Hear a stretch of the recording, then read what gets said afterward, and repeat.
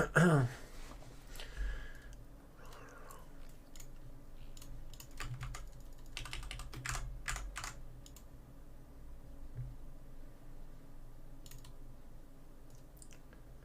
there, what's up? Hello, hello.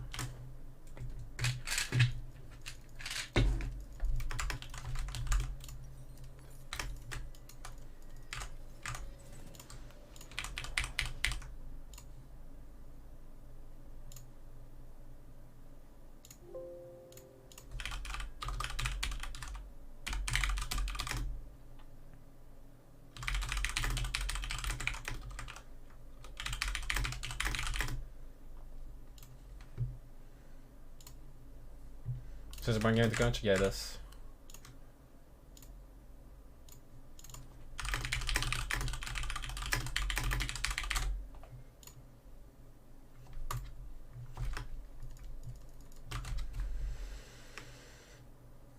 Holy crap, I don't recognize anyone here.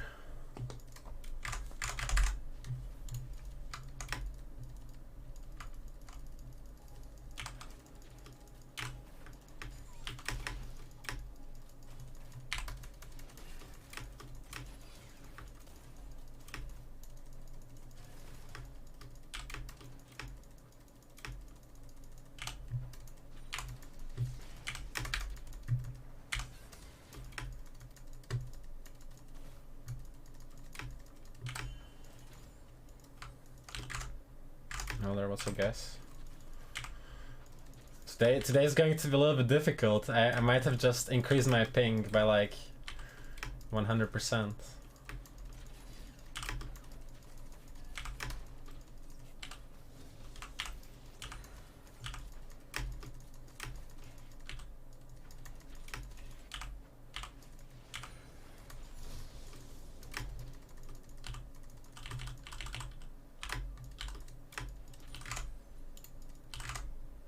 We're having an amazing game there. Where did I move to? I moved into my fucking parents' house for one day. That's where I moved to. Oh shit, I'm not pinging this fast enough. Okay.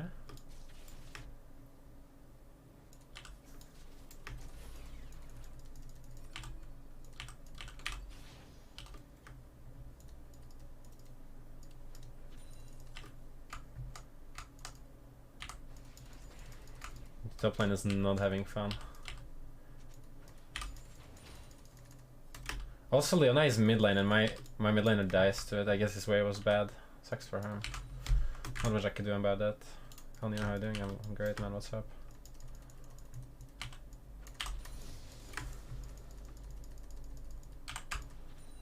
Did you base or what?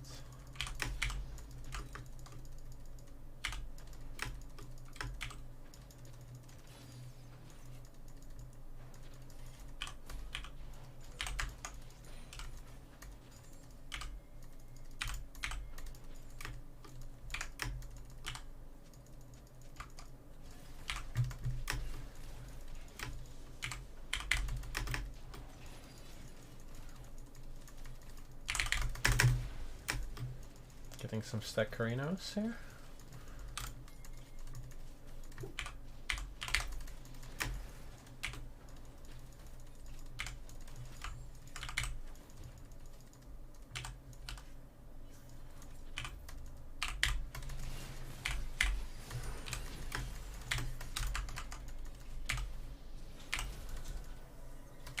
Huh? Huh? Mamma mia. That was crazy. From everyone involved. I mean, the one thing, like actually like on mages, you don't really care about the ping as much as you do on AD carries, I noticed. So much more chill to play.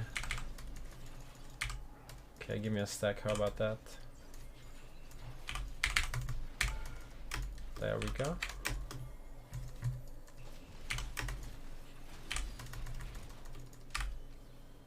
That's boggers, man.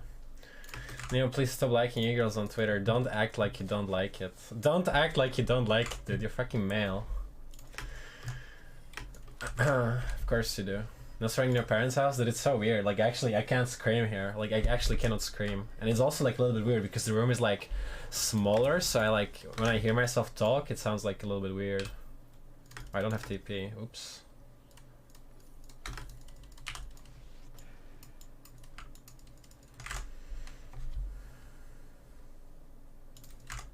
Stop liking suspicious vegetables. I know, it's like I know what you mean, dude. Okay, Leona on the around the world roam. Ash is mashing it. That's good.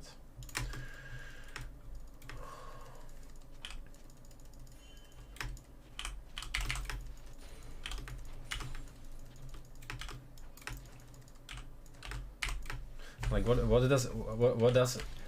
bad does a harmless like do? What bad does a harmless like do? Tell me. Did Leona recall? I think she must have recalled. No, she didn't. Okay. 1v1 then, boy. I think I'm gonna bully him a little bit.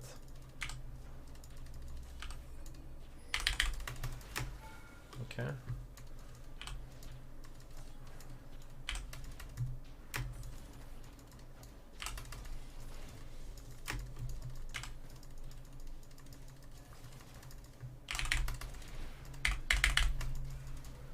They also nerfed W range, right? On Syndra? Like, I'm sure they did, right? Like, slightly at least.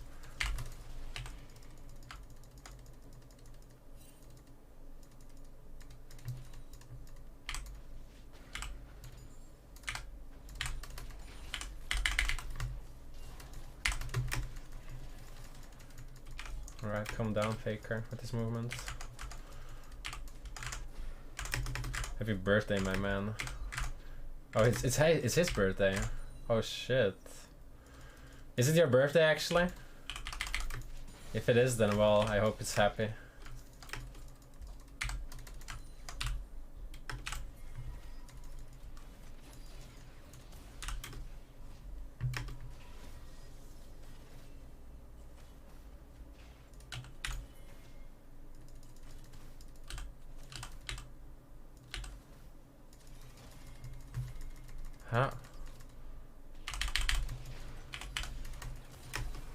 How about she blocked the W, man?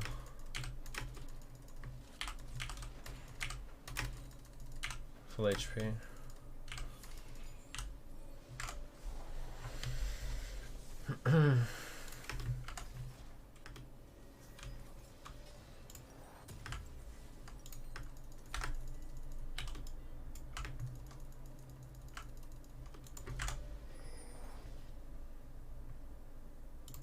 Chat, does Neon leak anything? Neon hasn't leaked anything.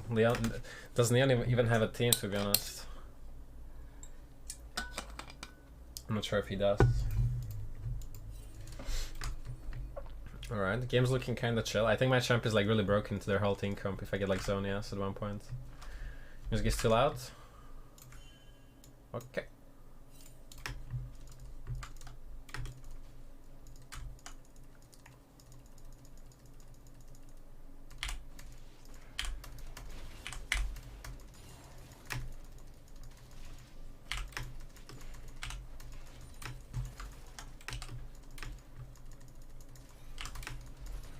First strike, I don't know.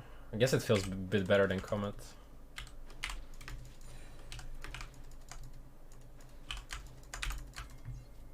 Okay, let's get your support item.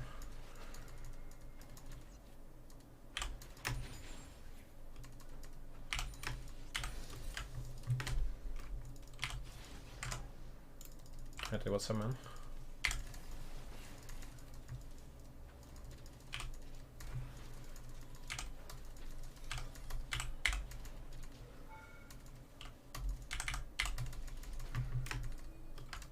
How would be Syndra against this champ, dude?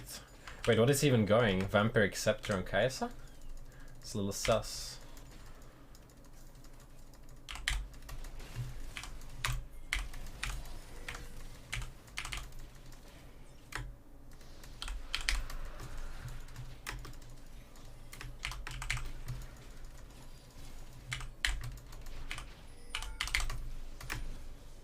Maybe I could have flashed. I could have flashed, I think. Okay. Nah. That's too troll. Oh wow. Okay, my bad. I guess it's fine. Dude, wait, how does Team Liquid? How does Team Liquid get PO sick after that last year? Like, how do they even have money? Like, that's so crazy, isn't it? Also, world champions, they love to go to NA after they win worlds. I wonder why that is. I actually genuinely wonder why that is. Why do they make this decision always? Can I active deep knowledge about this game? Okay, if you want to obtain deep knowledge, then you watch me coach a guy after this game. It's a first time coaching stream. So actually you'll get a lot of knowledge, I think. If that's what you want.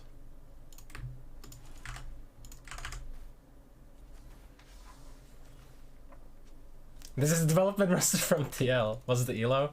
We're coaching a gold player. I didn't get to choose the elo because it was random from Twitter giveaway, right? But I think gold is fine.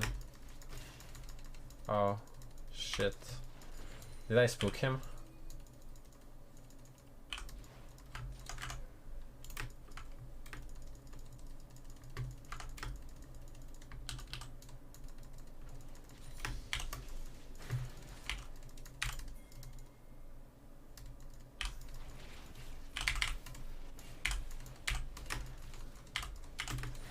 Dude, my champ is so OP, by the way. Like, it actually is really OP. It's not nerfed it, right?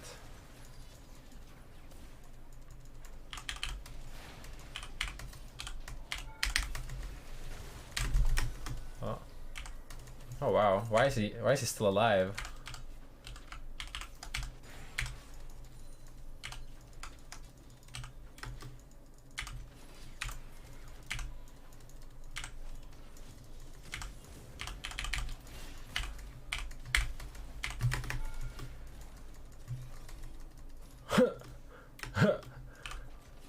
Okay.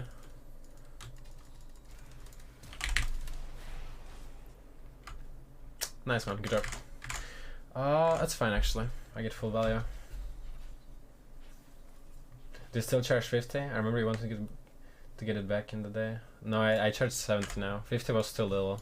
50 was too little, not because I don't want to do it for 50, but because like I was getting too many people, and frankly it's not that fun if you have to like do it all the time, right?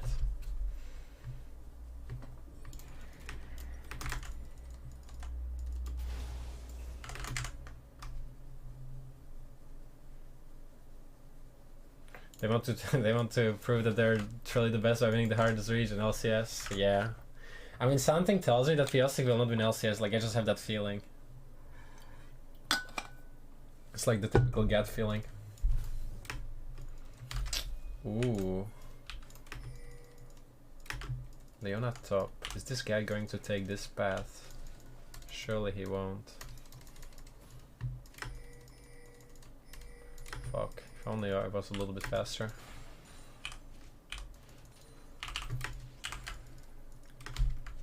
Oh, Ravenous Hydra, okay.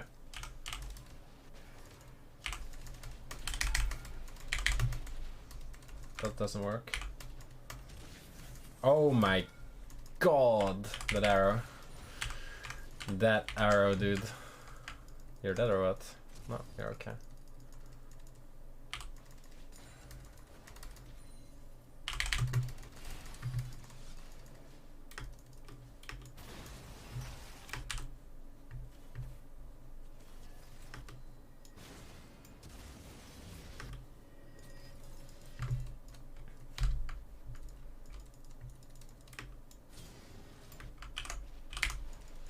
Cheering for your team, even though we're outnumbered, you're winning. Good job.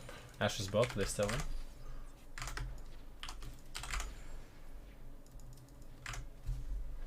You changed background? Yeah, I edited my background down in Photoshop.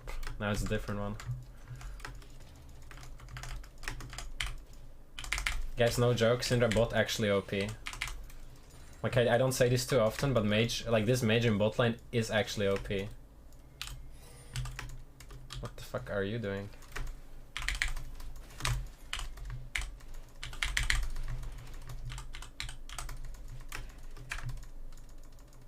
What the fuck are you doing, man?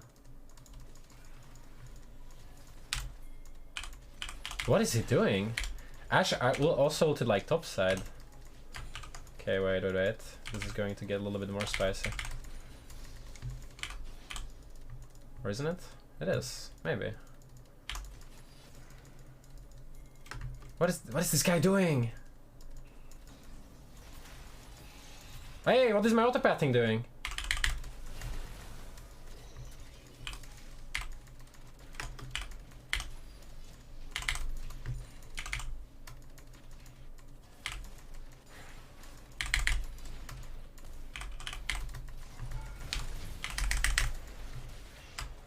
Okay, that's fine.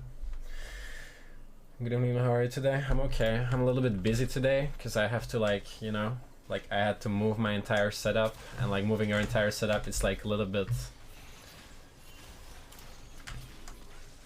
It's a little bit exhausting. Why Syndra botlane OP rather than traditional AD carries? Because this champ is really OP on its own. And I mean, Syndra by default counters every AD carry in the game, so it counters like every bot laner in game.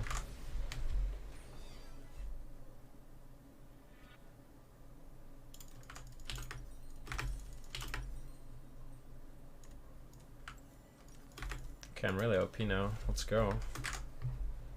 We're in Berlin. This is Slovakia, dude. Look, this is the room where I grew up. This is where I grew up, man. Hi, what's up?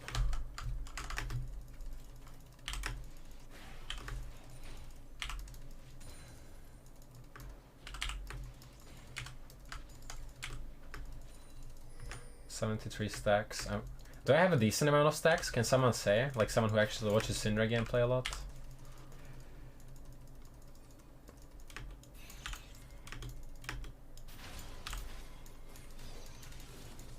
Oh shit.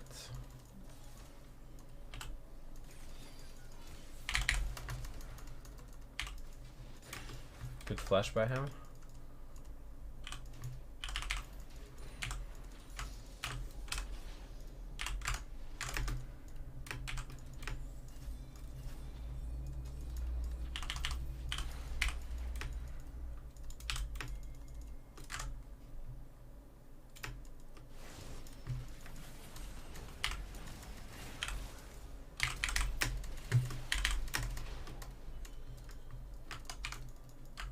Alright, okay. +2. We take. And this champ, like Syndra, for some reason deals like insane amount of damage even early game. Like people say that it's a scaling champ, but honestly it still feels like kind of strong early game. As in like you don't really get fucked. And like on your first base you already deal like a lot of poke. That makes sense.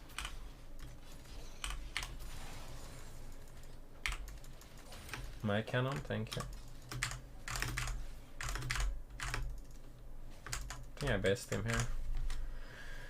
What do you think on the Nemesis comment that Perks is now shit? I think he's wrong. Will the counter extra be a one-time thing, or are you planning on doing more counters in the future? I'll see how it will be perceived, right? Like I'll see if people will like what the reactions will be, but this is like not actually something that I like intended on doing. The only reason why I'm even doing it is because I don't like playing from home because my ping here is, well, too high. I'm not used to playing on this high of a ping. Something over there. I'm good, what's up? That's why I'm also gonna be picking Syndra. If I play today, I just pick Syndra to mitigate my ping, you know.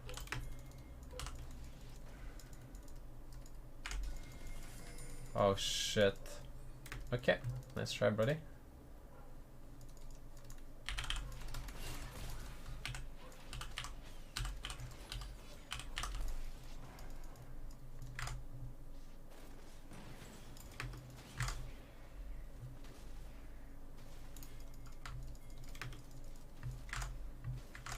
$46 is too high? Yeah, 46 is too high.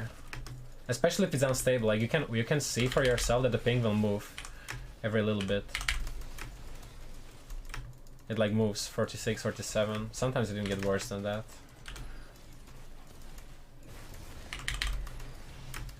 Oh wow.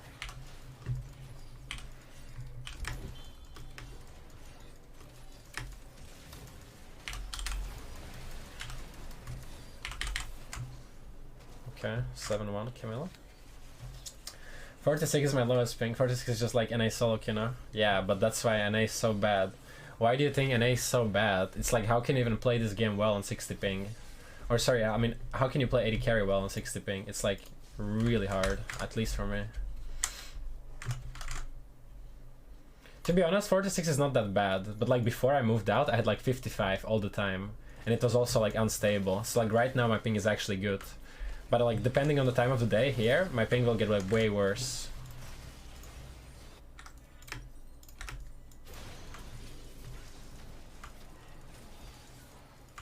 Okay, Camille. Mr. Smurf.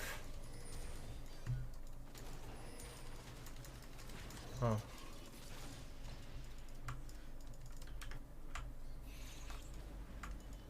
Where did you buy that account, Garen? Oh wait, I think my Garen is actually bot account, because I remember someone complaining on Twitter that they couldn't dodge someone who had a bot account, and I think this might be the guy.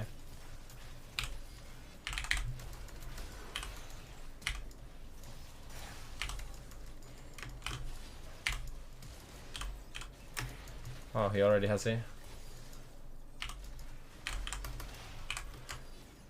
Okay, okay. Yes, this. Man, it's between 100 and 120 actually, it's still playable once. Okay, man, like it's like how do I say this? Like a gold 4 player, okay, like a low elo player will say, oh, I can play on 80 ping, but yeah, you know.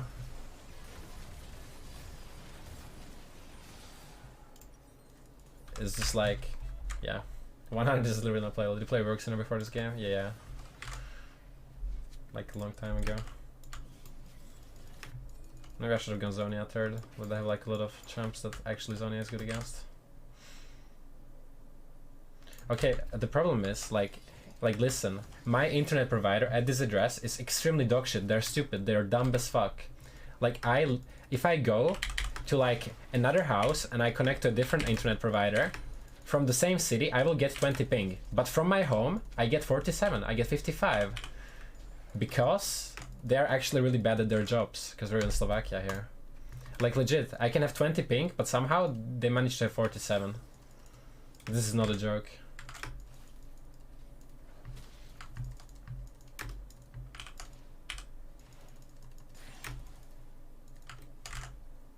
Bad note. Yeah, I think that's what happens here. Like they put too many households on the same node or whatever. Like someone told me this already before. That they just like put too many connections on like the one node or whatever.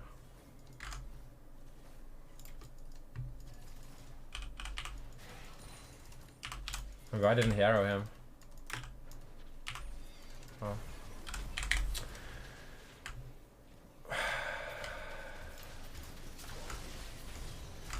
A little gap. And you know the funny part was like when I messaged my internet provider and I tell them, yo, your internet fucking sucks, fix it. I'm not supposed to have 47 ping, I'm supposed to have 20 ping. He says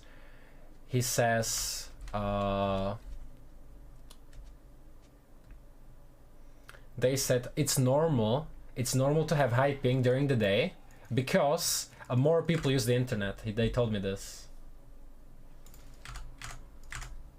Hello, what's up? Like legit, no joke, they told me this in Slovakia. They said, yeah, it's okay if your internet lags because there's more people using it during the day. Listen. This is a response that I get in 2022.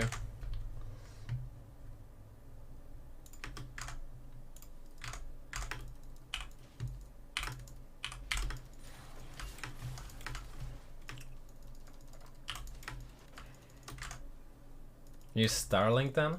Yeah, Starlink, aka pay 300 for an unstable internet to play.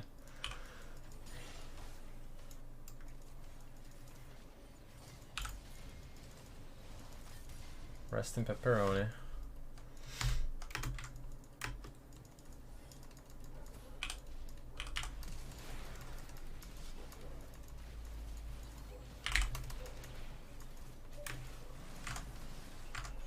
You're a millionaire anyway? Bro. I wish I was a millionaire.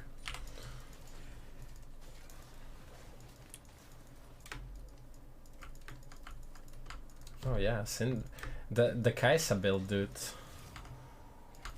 It's looking really sus.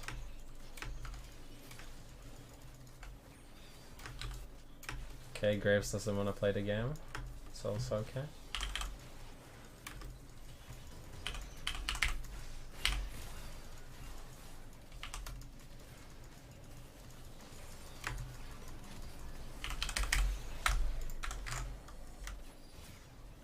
Don't near 11 million.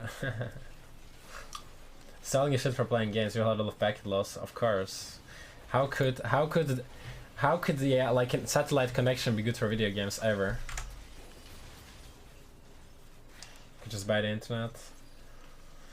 Yeah, it's a really doomed situation here. Like, it's impossible to get better internet as well.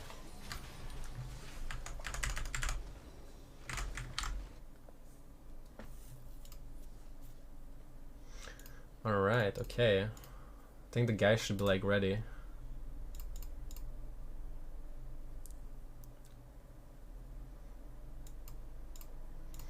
Alright guys, do I go coach him? I think I do. So I'll probably not be answering chat too much.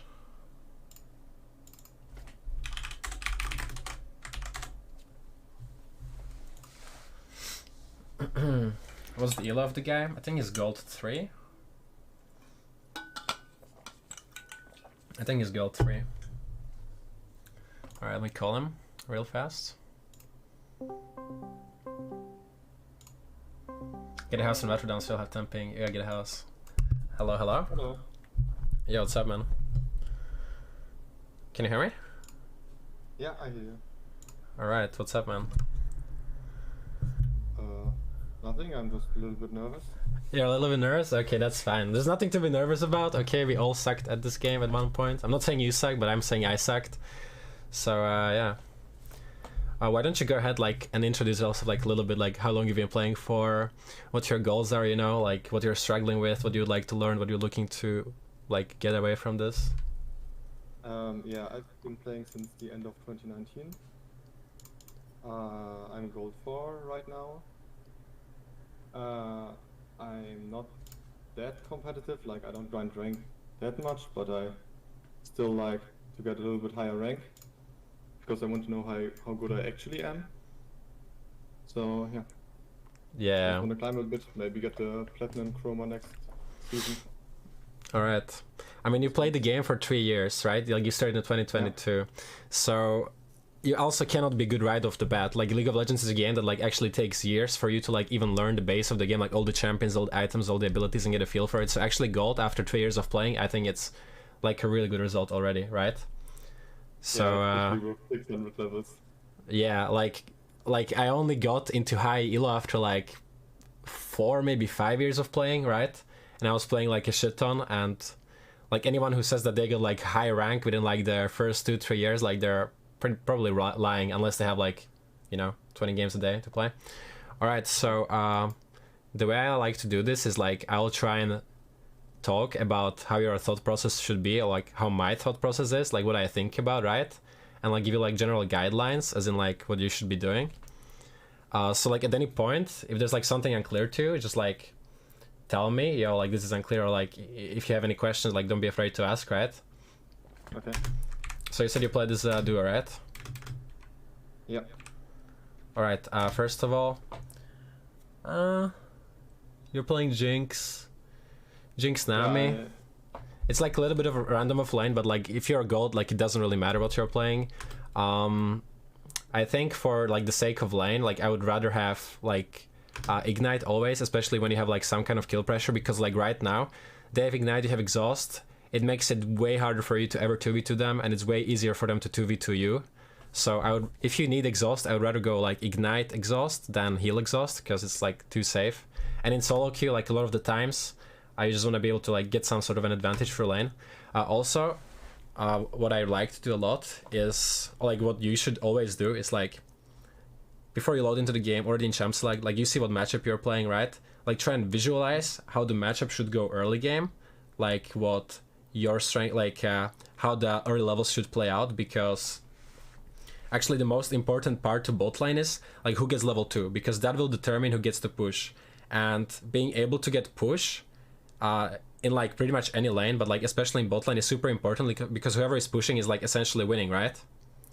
So you always want to like visualize your matchup beforehand so you know what you need to do to get push, because push is like the most important thing in the game, because if you have push you're winning, right? So like as long as you're pushing the enemy in, you're winning, you're stronger in all in, it's harder for them to do stuff. If you're pushing, you're building a wave, you have like so many opportunities, right? So always try and visualize how you can get push in your lane. Sometimes maybe you need to ward this middle bush, right? Because they have like a pike or something strong level 1 with the bush, right? So like you always want to visualize and like think about it, right? But like getting the push, at least for me, and I think in general, is like the best thing you can do.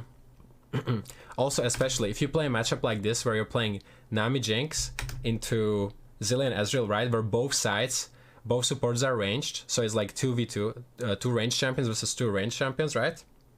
Push is especially important because let's say you're playing Zilean, you get pushed in, your champion becomes really hard to lane with, because if you like try and queue people, it's like way harder for you to land poke as a poke support if you're getting pushed in, as opposed to land poke on them if you're pushing them, right? Does that make sense? Yeah, that makes sense. So especially if you're playing ranged champions, you always want to push.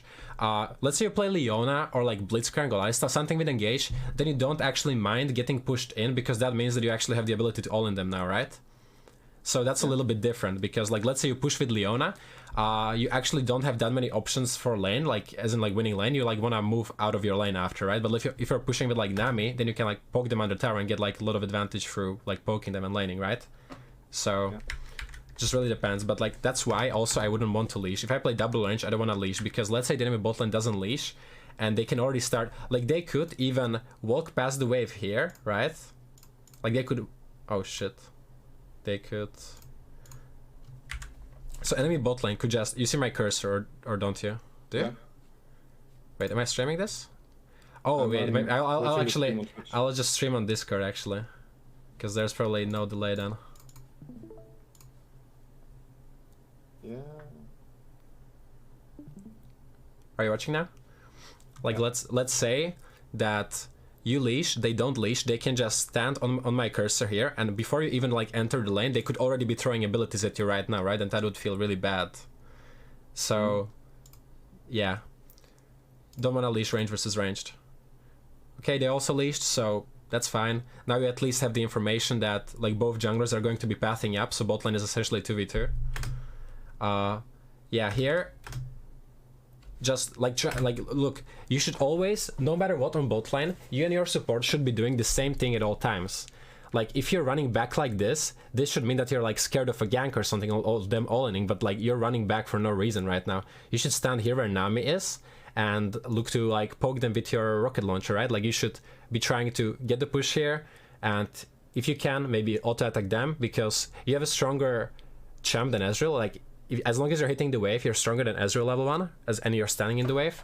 And Nami is also stronger than Zilean in like trade, right? So here, if you're just behind the minions here, they can't actually do anything to you, right? So just try and get the push, right? And do the same thing as your support is doing. Like right now, you should be standing here on my cursor with Nami, hitting this guy together. You should be doing the same thing. You should not be playing this far away from him, right? Because you always want to be follow up. You always want your support to be able to follow up on what you are doing, and vice versa, right? And most of the times it's your support who like sets you up, so you need to stay close to him and always try and do the same thing. Like here again, he walks up and he's the Zilean, right? If you walked up a little bit with him, like you could have just auto the Zilean, because the Zilean is like a little bit out of position here, right? Yeah. All right, here you just want to hit the wave as soon as possible. Like you should also tell your support to like hit this minion here, because you can get level 2 first, right? And as I said, like if you hit level 2 first before they can get level 2, you can just walk up and zone them off the wave, right? So like try and have like a little bit more of an urgency on like hitting level 2, because here they hit level 2. If they were better, they would have realized that, okay, we're hitting level 2 first, they can just walk up. They also have ignite advantage, right? So their all-in is stronger than yours. So if they, this game, reach level 2 same time as you do, the Zilean can just Q, WQ, he stuns you, you're dead, because they will just all in you, right? So especially in this game, this shouldn't happen that you give them level 2 first, because you're playing Jinx, right? Like you can actually contest push, you can outpush him.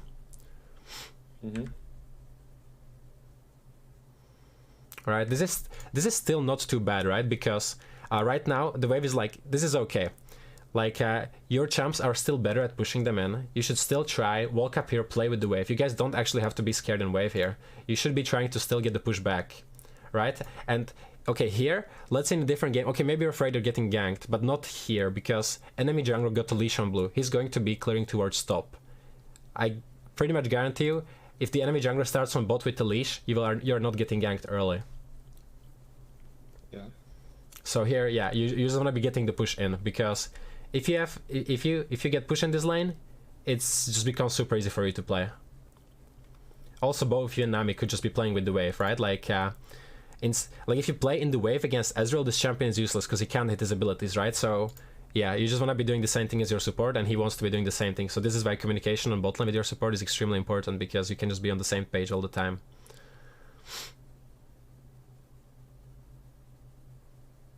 Okay, nice dodge. See here, this is fine, but right now I would not be walking at them like this, because this Ezreal, he should just walk back and Q in your face, and he's always going to keep you out of his range, right? So I personally would not... behind the minions. Yeah, like as long as you're playing as Ezreal and you stand behind the minions, you're like really fine. Also, one thing, if you're playing against double range bot lane that has poke, like this game for example, it's actually really fine to not go Doran's Blade. It's maybe better for you to go Longsword 3 pots, because like imagine you have Longsword 3 pots now, you're gonna be full HP, right? But Doran's Blade doesn't really do much in a lane like this, because the extra HP doesn't really like prevent you from getting all in, because they're just gonna poke you down before that, right? So it's still fine though. Like it's still fine. You guys have a big wave. Just keep pushing them in right now. Like start queuing this wave. Start queuing this wave. Start getting the push. Don't try to fight them here. Like if you get the push, they will not be able to fight you afterwards. You know what I mean? Because your wave will be too big. So like try and pushing the wave first a little bit. Play with the wave a little bit more. Because like you guys are trying to all in them, but you're walking past minions and getting hit by like Ezreal Qs, when you can just be pushing them in instead, right? Because your wave clear is way better than Ezreal's, essentially. Because like, okay, right now, it's really bad. You guys are getting poked out. They're more HP, more mana, have a bigger wave. So right now you guys are in a bad state. Right now they have the push against you, and you're gonna need help, right? And if enemy jungler is there to match your jungler, then it's going to be really bad for you. So this should be a bad scenario for you, right? Luckily for you, your jungler comes to help you, so that's good.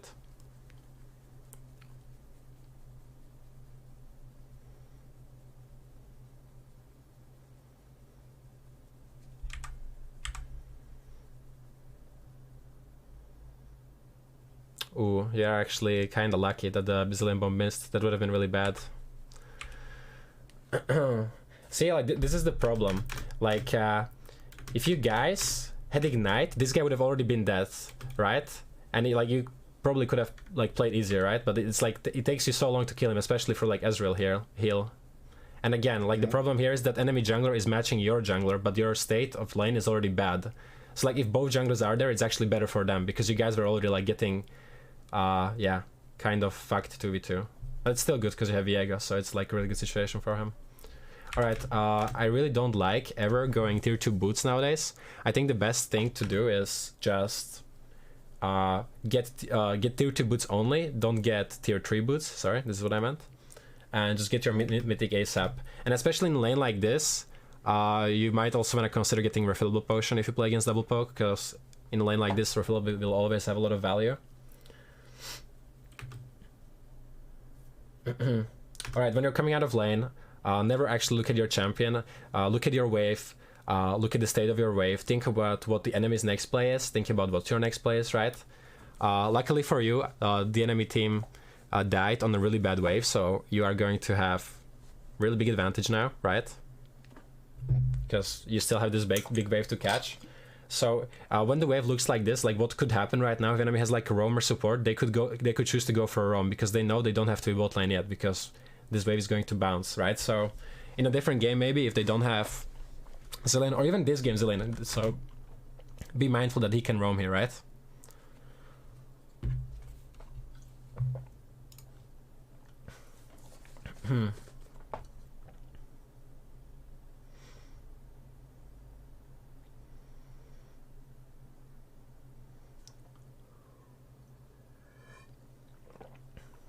Alright, you don't actually want to freeze here, you want to push this as soon, like, you want to kill this big wave, because if Ezreal and Zillion come now, and the wave is like this, they're like winning again, right? Like, they have a big wave now, so they are kind of winning, right? And since you're first to lane, you actually have the opportunity to, like, destroy this slow push of theirs, right? And therefore, like, deny their play a little bit, because if they both come here now, they're gonna be able to shove this wave in, and they're gonna be able to set up their vision and like start poking you under tower again, right? Like the situation that you want to avoid.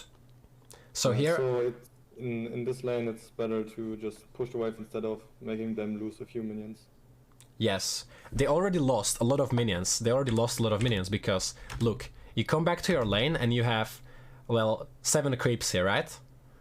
And they don't, right? So they already lost a lot while they were not here. So you want to clear this as soon as possible, because the second they come, this will actually be an advantage of theirs, right? Like, because this is just going to make them stronger, right? So here, I'm already shoving this as soon as possible, because I do not want them to have a big wave in a poke matchup like this, right? Let's say the enemy has a melee support, and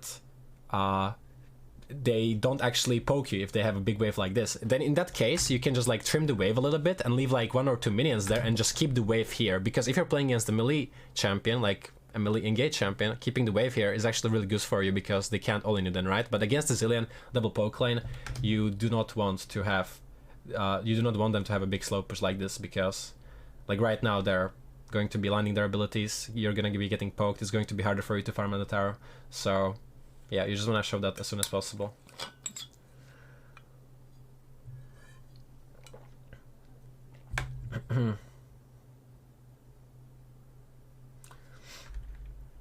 Alright, here, the only ward that I would do, if I were you, I would just walk up here on my cursor, ward over here.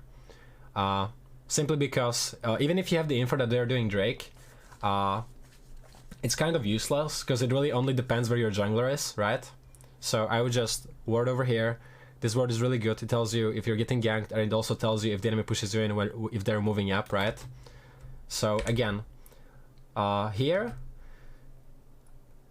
you could also ward Tribush and like try and contest them again, but the enemy is actually playing well here, because since they pushed you in, since you were pushed under your tower, they can they have access to your wave faster now, right? So they're already starting to push it in to like keep their push.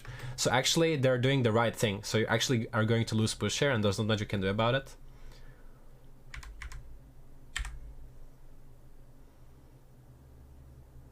Alrighty, also, if you're playing a lane like this and enemy is pressuring you with the bush, like the Celina is right now, you want to open tap and see if he has a sweeper or he has a pink ward. Because if he doesn't have a sweeper or doesn't have a pink ward, you can just ward this bush and it's going to make laning and like last hitting for you 10 times easier. So check for that, because this bush getting, like if you have this bush warded, it's really good for you. Also one thing, if you play with Nami, like right now what you could be doing, you could be trying to walk up here and auto attack one of them, and the way you want to use Nami W actually in lane for most value is when you are auto-attacking the enemy champ, you want the Nami to heal you in that moment, because then it will bounce off you, it will heal you, and it will hit the enemy, right? Because this is actually not how Nami is supposed to be played. If you're playing Nami, you do not want to be Wing your AD carry under tower like this. Do you know what I mean? Yeah. Because Nami W can bounce multiple times, right? So if you only bounce it once under your tower on your champion, then you probably want to be playing Soraka instead, right? So every time Nami W is back, especially in duo, it's really good to communicate, okay, I'm walking up, look at Nami W, right? And it's actually, it gives you a really good trading pattern, because it also gives you like movement speed, so after that auto attack you can like quickly run out again. Yeah. Alright, again, what Nami does here actually is fine, but it's not that good right now, because you guys are not playing together again, right? Like if you are closer to Nami right now, then you could get a good trade by following up on this battle, because the Zillion was a little bit overextended, right? But since you're not playing close to Nami, this is like a little bit weird. And he's also, yeah. Like if this is a guy that you duo queue with often and a lot of times, and you guys like playing together, then it's actually good to review the lane as 2, because that will actually make you improve the most. And yeah, you just want to be doing the same thing at all times, pretty much.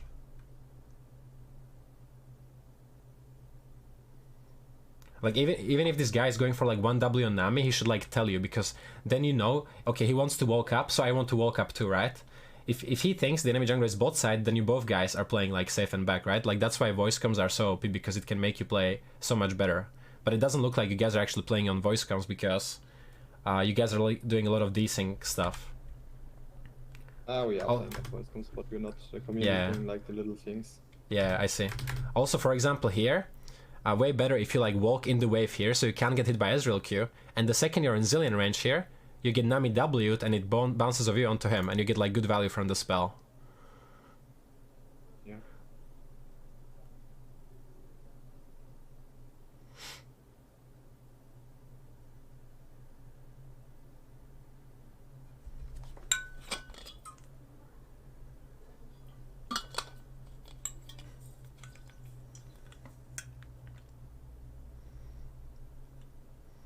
Okay.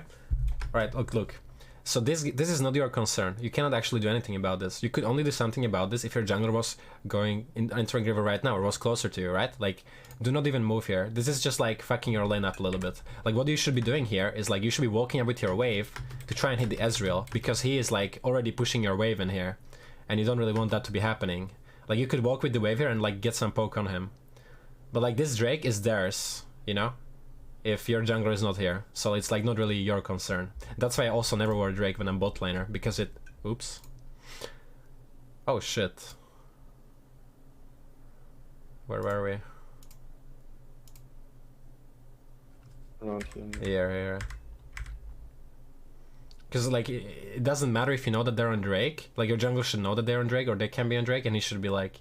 It's like his job, really. So yeah, I would much rather have you walk up with the wave here and already like start getting the push and like making a slow push for yourself, because you'll want to base very soon. Like, your items are actually not really good for laning right now. Like, see, you guys are playing a lane that's actually winning if you guys play well, but you're like constantly giving them push and you're getting pushed in, and that just like puts you in the losing position, and that's exactly what you want to avoid. Like, you always want to think about, okay, how could I have gotten pushed here? Because if you're getting pushed in, that means that you're losing, right? And, well, if you're losing like every game, then you're never going to climb, really, so... Like, right now, like, sure, your jungler is ganking, but were you giving the push knowing that enemy jungler will not be there to cover and your jungler will be able to gank them and kill them, right? Like, probably not. So, like, even though this was good, like, the thought process behind why you guys are like losing push wasn't really good, right? Alright, if your jungler ganks and you need to push fast and base, you could ping him to help to push this faster, because it just like saves you both time. He gets a little bit more XP, he's happy, you're happy because you can base faster. It's just like really good for the game. Because like, let's say if the Celina was good here, yeah, like what the Celina would do, he could stay. Oh, okay, you're trolling. Yeah. Alright, like this is why you want your jungler to push with you really fast, because you cannot stay here for the next wave. Like, for the next wave, the Celina could literally be in this bush killing you right now. He could literally be there with Ignite. Enemy jungler could literally be coming. If you push the wave faster, this would crash into their tower instantly. But even if this you don't actually care here. Like, the reward doesn't outweigh the risk here. Like, you're almost always going to die. Like, when I look at this, it's like you can't live here. Like, the enemy team would have to be DC'd for them to not kill you here, right? And that's what happens. Yeah. So here, if your jungler doesn't help you push, just like leave the wave. This is actually going to push into you eventually, because these 3 melee creeps will run into the tower range, right? And then it's going to be a cannon wave here against these 3, and the cannon wave is going to one-shot these 3 casters. So you actually this will be fine for you in the long. Like, this will not freeze against you, right? Yeah.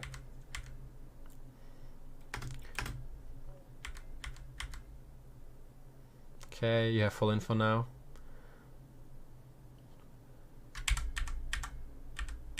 Let me see. I wanna see when you last saw Celina. Okay, you see that Celina recalls here.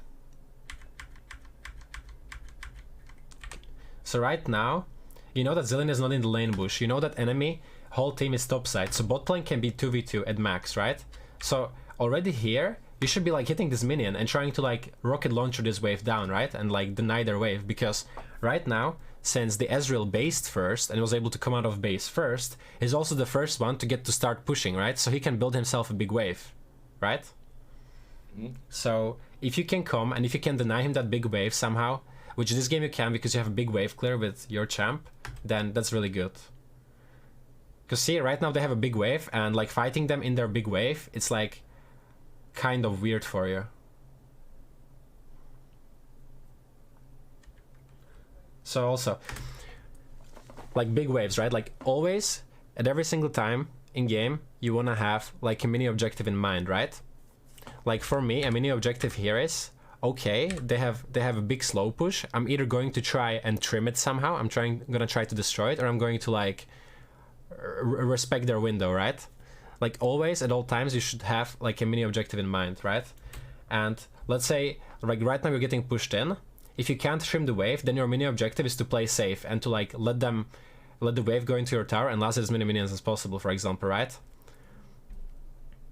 Let's say you're playing their side, you have a big wave. Okay, you're thinking, what can I do on this big wave, right? Like, do I hit them under tower? Do I go for vision? It just, at all times, you wanna have like something you're playing towards, right? Like you never wanna be on autopilot. Yeah.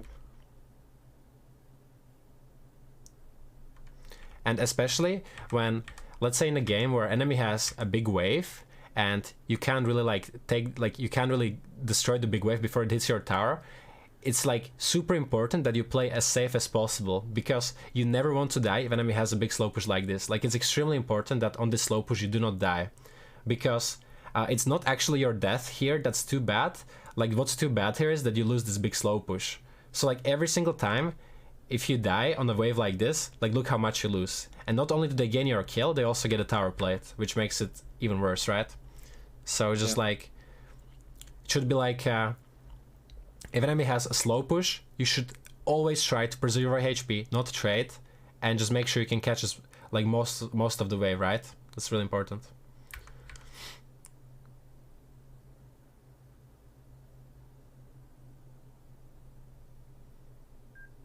Oh shit, wait a minute, my headset DC. I think the power is out.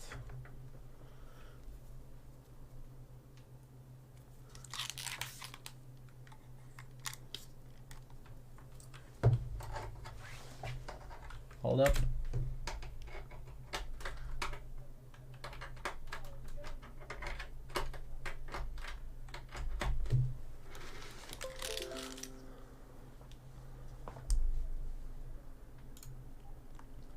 Hello, hello? Hello? Can you hear me? Yeah. Okay. Alright.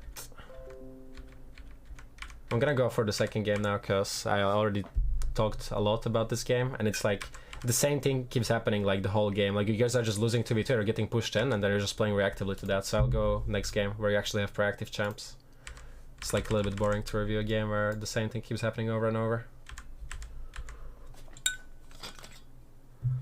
I just have a question, because I never see like any Jinx high elo build shield go, but in a game like this, is it viable or should I go for damage instead?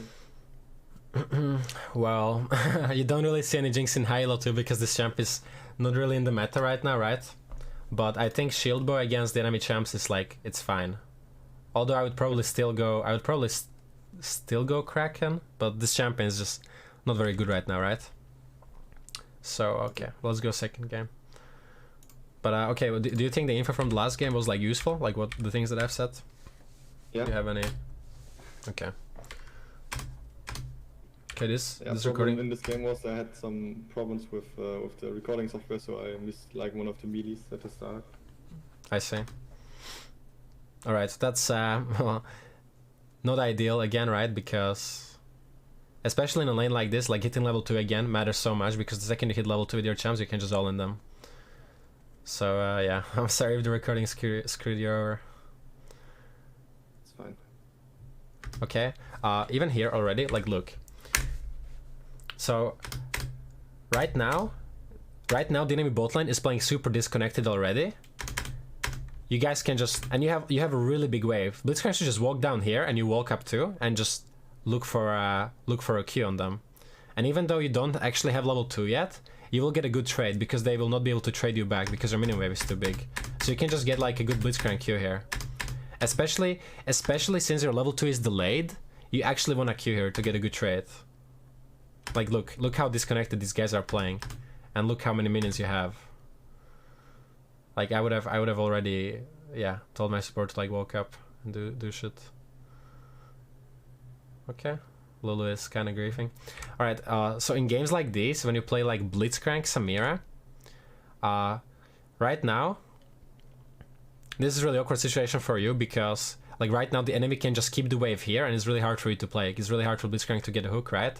So here you either have to, like right now, maybe in a different game, you could even run mid lane and like look to gank him, look to gank their mid laner because they're in like a safe spot here, or you just like let this push into you. I think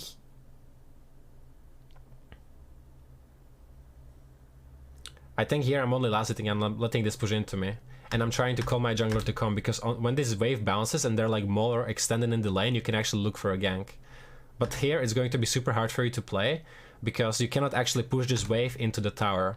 Because they're always going to be standing behind these minions avoiding Blitzcrank hook, and like they're going to be hitting you and trimming the wave, right? So here you do not want to push. You just want to let them push into you, if that makes sense, right? Yeah. And this is going to push into you, so this is actually fine for you. It's just like you have to take a little bit of a beating here. This is fine what you're doing. Like you hitting the wave here, you're trimming it a little bit. This is good because while you do want them to build a wave, you don't want their wave to be too big because then it's going to be harder for you to fight them in the wave, right? Or gank them in that wave. So here you can like trim the wave a little bit, but still keep it pushing towards you. So that's good.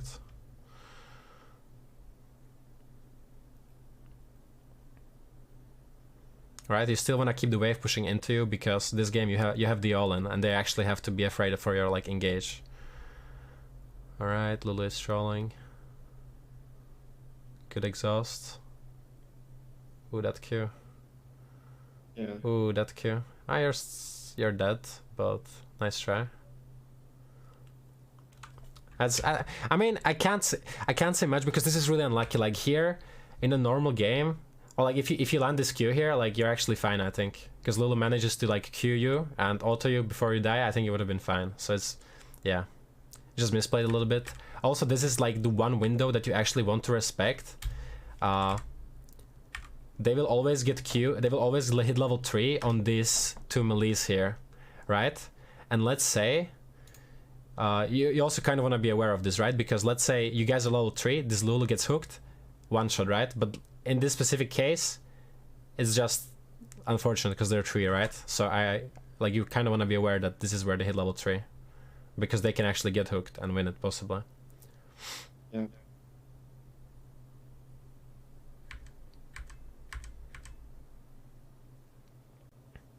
But okay, enemy bot lane now, no summoners. You can actually look to freeze this. You should look to freeze this because if you have a freeze here and the enemy has no summoners, like it's going to be super hard for them, or it should be super hard for them to like walk up and try and push it in, right? So here you like trim this a little bit because it's still too big of a wave and you like try to hold it. Alright, okay, hold it. No! Yeah.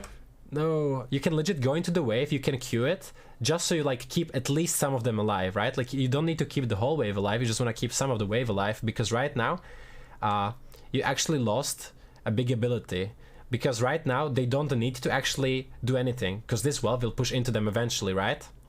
But if you keep the wave frozen, they would actually be forced to do something, because then it's freezing, right? And they can't farm. Does that make sense? Yeah. So here you could just go into the wave and like just queue it just to make it smaller, and then you can like maybe hold like 2 casters and 1 big min and cannon minion, right? That would be like ideal. Because you don't want the wave to be too big, because then it actually is an advantage for them. You want the wave to be just big enough so it's pushing into you and freezing.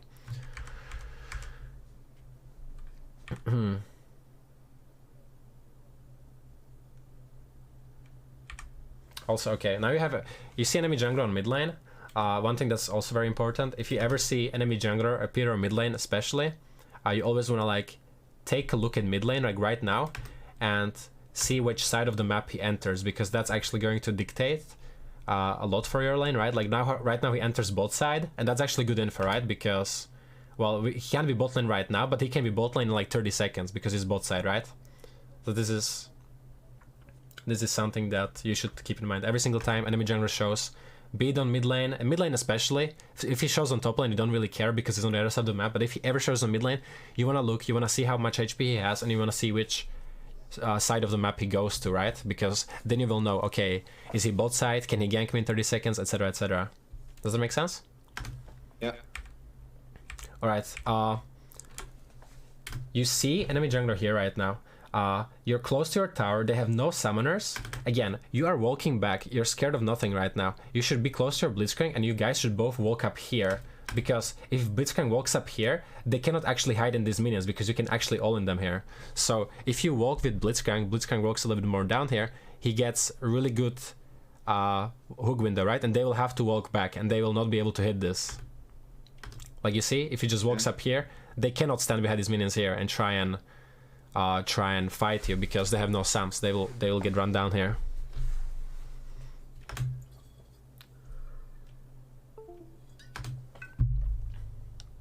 See, again, right now you guys are both doing the same thing. These guys are completely disconnected. Right now you should just walk up.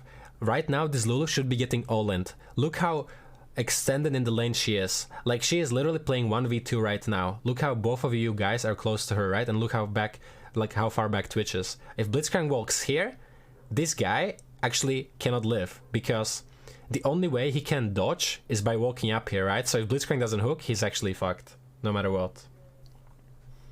Like, he should be, you guys should just be saying, we have all the info here, just go on him right now, right? Like, this is like a little bit half-assed. Yeah, if he W's and then just E's the Lulu, then she can't even dodge the hook. Yeah. Because he's so close, yeah. Like, this was a really hard position for Lulu to like ever dodge the hook there. Anyway. Alright, again, so right now you guys are building a big wave, right? So this is like you are going to be able to do something with this wave, right?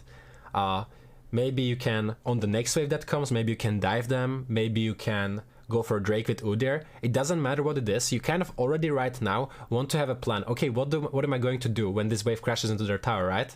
Because, like, right now, when this wave crashes into the enemy tower, you're free to do anything, right? Because they will have to catch the wave. So you guys are free to go, are first to go to mid lane, to like a jungle invade, to do Drake. It's just, you need to have in mind something that you want to do, right? Maybe you also want to base in a different game with a big wave, that also works. Or like you go for their vision, also works. But just have something that you're playing towards. What do you think you could play towards here? Maybe getting vision in the tri-bush, because he could be anywhere right now. So we know if the jungler's coming bot lane. That's true. I mean, right now we don't really care about enemy jungler, right? Because you can't get ganked. So on this slow push, you're not really concerned about Yi too much, because again, they have no sums on their bot lane and it's mastery, so it's really hard for him to gank you.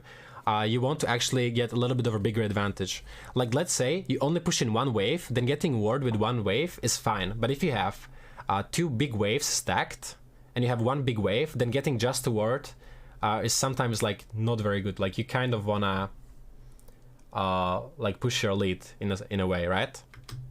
Yeah. So here they have no summoners. What you can do is you can maybe threaten a dive, because sometimes you can just like have your jungler come, and if you see that enemy jungler is not covering them, you can dive them, right?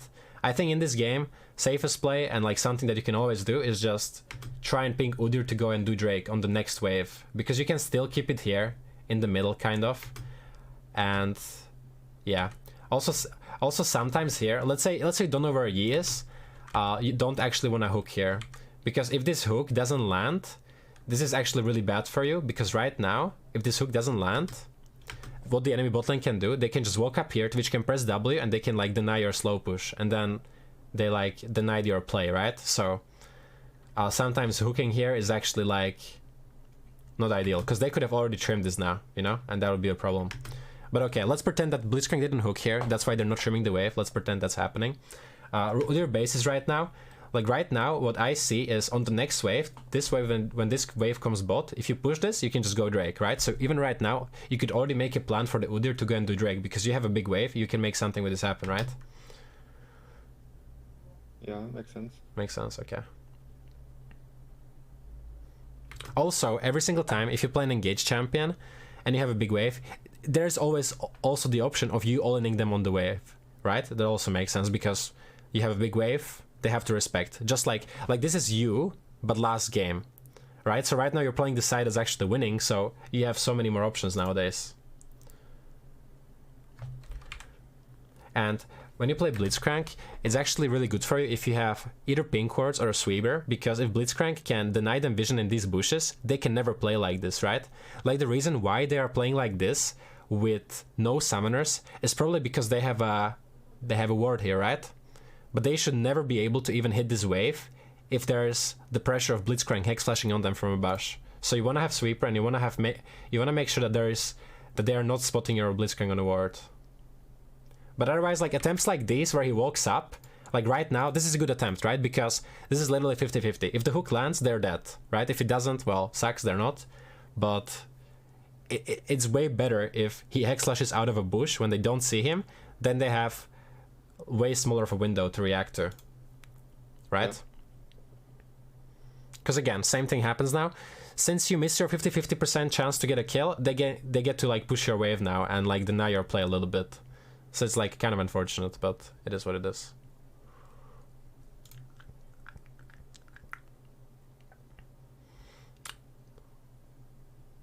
Yeah. That's why I'm not really afraid of Yi, because they can't really gank you this game. Alright, yeah, basing here is fine, you're too low HP. If you play Samira, if you play all-in champions and you get like chunked to low HP, it's really bad for you, because then you lose the ability to all-in, which is like really important for you, right? So basing here is perfectly fine, just to be able to play the game. But again, they froze the lane, which was good by them, but now you're coming back, you have a big wave. Again, you can think about what do I want to do with this. And since they stayed to do Drake, what is actually very possible for you to do right now is look. You guys should not be too scared right now. You guys should be playing here. Do not let them access the wave like this and try and possibly maybe even dive them on this wave we do there if he wants to come, right? It's an option. But you guys are respecting so right now walk forward, because even though he is there, we should walk forward, or? I mean, right now it's like you guys are full HP, you just came out of base, you were able to spend all your gold, right? Enemy bot lane didn't get to base. They still have a lot of gold in their inventory. So right now you're way stronger, and right now they can never like engage on you because they have a mastery, right? So you could at least stand up here and make it like weird for them to access the wave. And if mastery comes like this, well then you can probably even kill the mastery because it's like low HP and you're playing Blitzcrank Samira and you're like stronger right now. So you guys are respecting them too much here. Look, you should at least stand here to like be like, okay, maybe they think that Udyr is behind you or something, right? And they'll be like scared to access it. But again, like you have a big wave, so you're really strong in this. Like if I'm playing Blitzcrank Samira and I have this wave and I know the enemy bot lane didn't base, I'm actually just going to stand in this wave and going to 2v3 them, right? Or at least try to 2v3 because like the circumstances are like too favored for me to win that, right? Yeah. They have no summoners too. I think this Yi is easily killable. If he queues in, he's just dead in this big wave. Like it's really hard for them to play.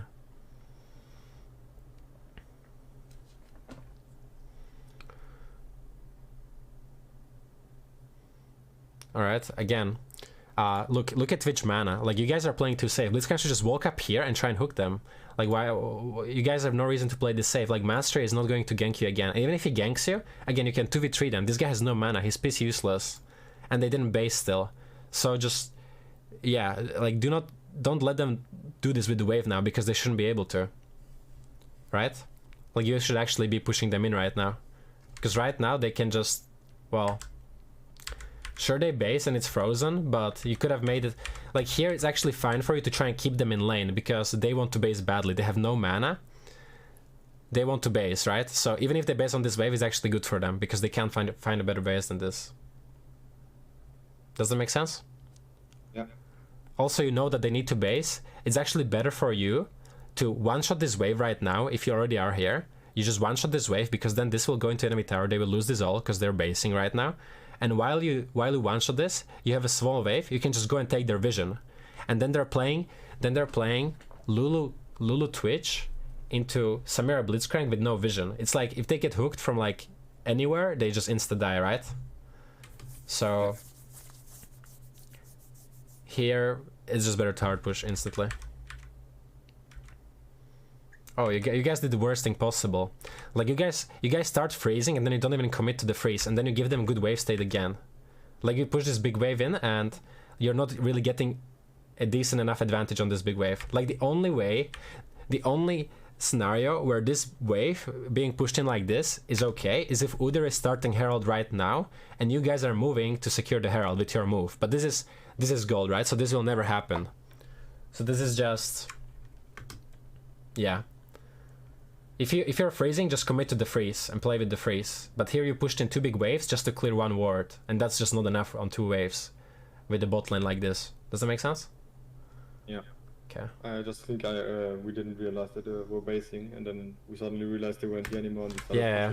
I mean, just always like when you based, you want to watch your lane, you want to see what the enemy is doing, and you need to know that they need to base too because they have gold that they didn't spend, right? And if they're low mana, it's like their only place to base at that point, right? So yeah, I don't know what you guys are talking about, but this needs to be discussed if you guys are playing 2v2 pre-made especially.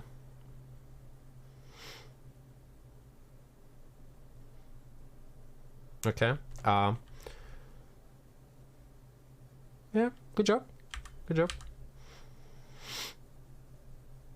Yeah, was looking to kill. Could have W'd a little bit faster to make it a little bit cleaner, but good job nonetheless.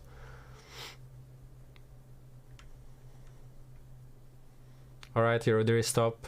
After the kill, just go ward instantly. Because you have no info on enemy jungler, your jungler is top side, and if you want to push the next wave, you actually need some kind of vision. This is really good. Just go and insta ward now. Twitch even flashed and you pushed. You got him to half HP. Right now, if you went to ward, even if Master is bot side, he can't do anything. But since you're staying right now, if he comes now, you guys die. I think. Maybe. I'm not sure because it's Master. You have exhaust, but I think it's just good to insta ward after he's top side.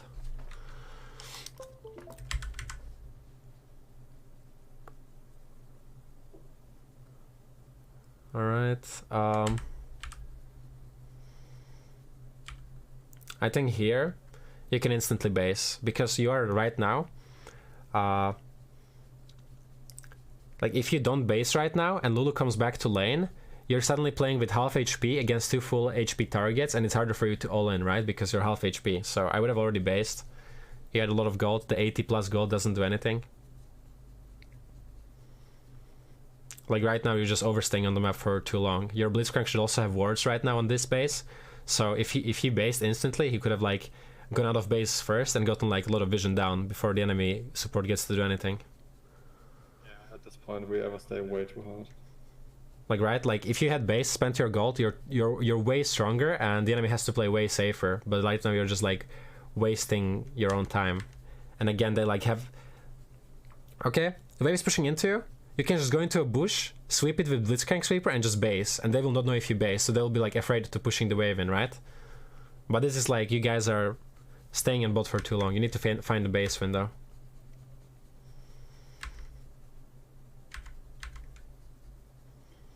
Not sure what the enemy bot lane is doing, honestly, because they're both level 6. Yeah. Like the problem is, I don't even think that you guys win here if they just play with the wave, because they're actually strong right now. They have both level 6. The only way you win, I think, is if Twitch gets hooked. Like at this point, if you hook Lulu, she will just tank for the Twitch and he will 1v2 you. So needed to have based. All right, always when you have spare gold, get a pink cord. Really important, especially when you're winning. Pink cord is insanely OP. Exhaust? I don't think exhaust does anything there. Yeah, always get a pink ward because it's really OP, especially if you're winning. It's like a ward that never gets cleared, because how can they clear it if they're getting pushed under tower, right? Yeah. Yeah, no flash twitch, so...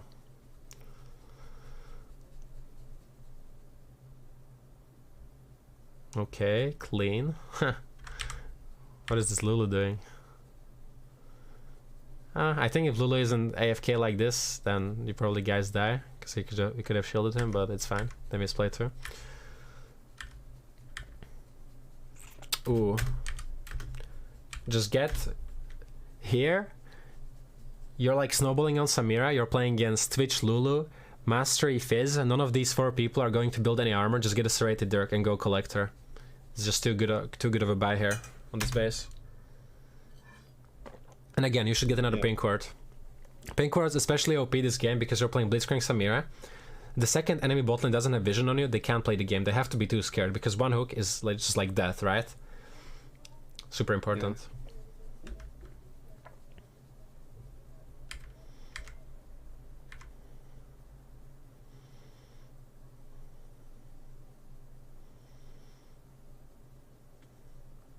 So, but if this isn't a game where I snowball super hard, BT second is fine, right? BT? Yeah. Oh, never go BT second on Samira. It's not good at all. That's my standard. Oh, so what? If Collector is not good in the game, then LDR second, or? Yeah, it's Collector or LDR usually. One of these two. Alright, let me see here.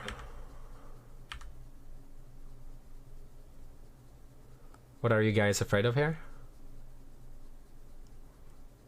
Like right now, what Blitzcrank should be doing, he should be standing on this bush right now, and he should not let Lulu clear this. And if Lulu goes and clears this ward, Udyr should just run down and they kill this Lulu because your Udyr is bot side. So this bush, they should never be able to be allowed to get any vision here. That makes sense. Yeah. You guys are just giving this bush up for free.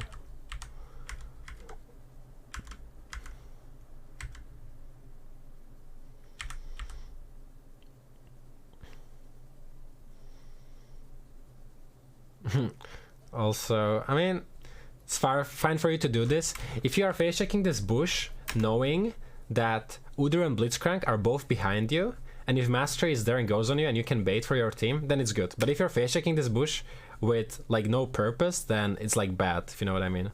Like it's only good to face check this bush because your jungler is right behind you, right? So you can actually bait for your team if your jungler is there. Let me see. Alright, This is a little bit unfortunate because your jungler kind of baits you to do this, so if you die here now, it's whatever.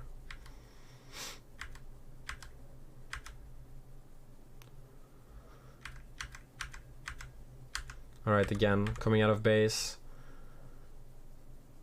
Going mid lane, that's good.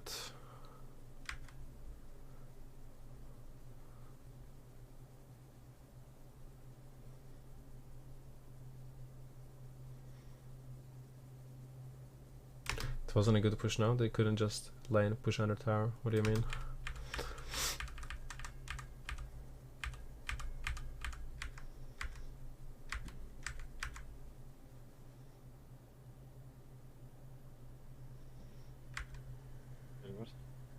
I'm just checking what you should do. Right now, or? Yeah, right now. I think going... Yeah, the problem is he went bot lane, so Nivea went top, so I thought mid was free, I take one mid wave, he takes one bot wave, and then we go back or something like that, and then he just runs mid lane and... Yeah, it's fine for you to go mid here, because you don't actually have anything to do at bot, so you can like take this. Now you should go bot with Blitzcrank and like take their vision on the way back and like get some vision yourself. That makes sense?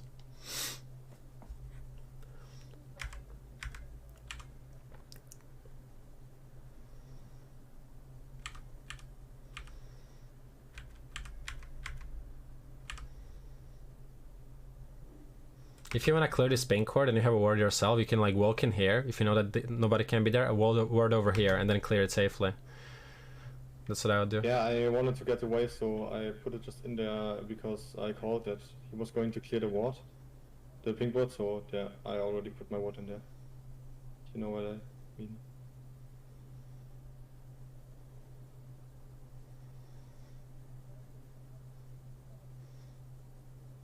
Alright.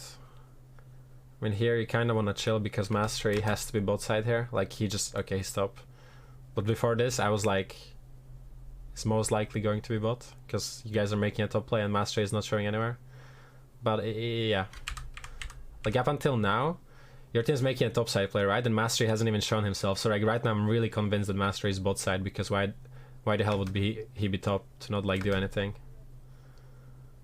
But I think it's still a good attempt to like hook them over the wall, because in that case you can like actually kill them.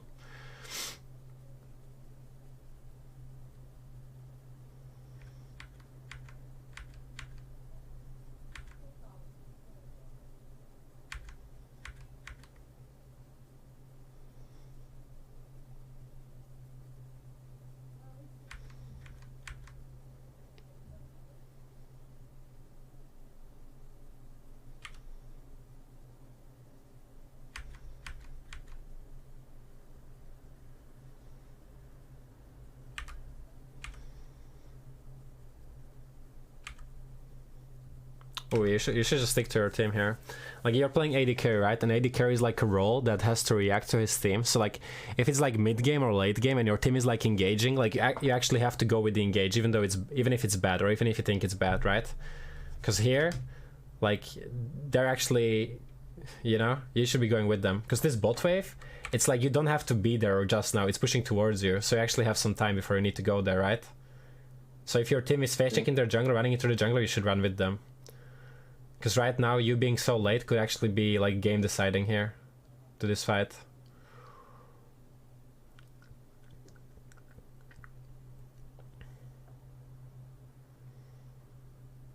Could have gone way worse.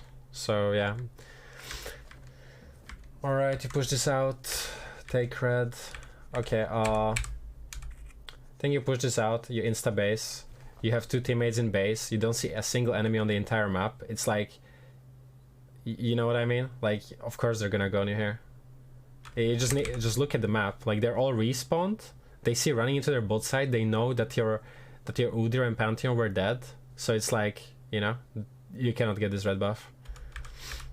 And also, every single time after you make a winning play like this, like you just killed 3 people in a team fight, right? Or almost killed 3 people.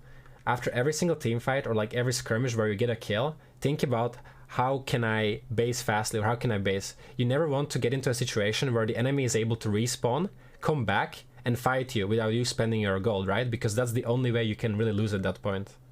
Does that make sense? Yeah. Because you just like killed 3 people, so you should be really strong right now. But if you don't base and they respawn, they are actually stronger than you. Like, if they come out of base now and you didn't base, they're way stronger than you, and you never want this to happen. So like, have this little trigger in your mind after like every winning play.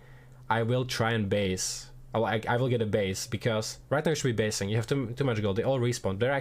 They should be stronger. They should be willing to fight you now, because they know you didn't base. They know you have a lot of gold. So this is also a really good habit. After like every winning fight, just push the wave in if you can and base instantly. I'm going to make the game 10 times easier. Because now this is a clown fiesta. Like, you guys are fighting in their jungle without spending your gold on their terms. This is going to be really hard for you to win.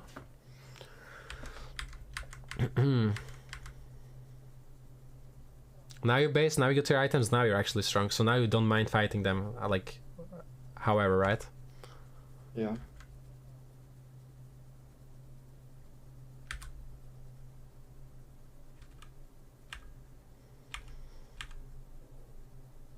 Okay, so here, your Blitzcrank is basing, which is fine, but your team wants to go on bot. Like, here you should look bot and maybe run towards them, because you pushing this next mid wave doesn't actually do anything, right? Like, even if you push this wave in on mid, like, your team is not going to make any play on this wave happening. You can't do anything. So like here, if your team wants to fight bot, look bot right now. Oops. Oh shit, where was I? Look bot right now and maybe go and help them defend, right? Because this wave just doesn't really do much. That makes sense. Yep. Because you could have been there at this fight. The fight could have been closer. So you're like pushing the wave just doesn't do much, right? Especially if, oh, if Fizz is here, he could maybe in a different game or not playing Samurai even kill you. But yeah, in mid game, it's like you're playing AD carry. You always want to like know what's going on the map, as in like what play are we making right now, right? And it usually evolves around what your jungler is doing in mid game. So if your jungler, in this case Pantheon, is like yanking bot lane, then like that's the play on the map right now. We're like killing bot, right? So think about if you can involve yourself and if you can't, just think about not giving them another play on the other side of the map, if that makes sense. Because like you pushing the wave, it doesn't even make you involve yourself in the play. It just like makes you push a wave and not participate. You could have participated if you like looked and considered even moving.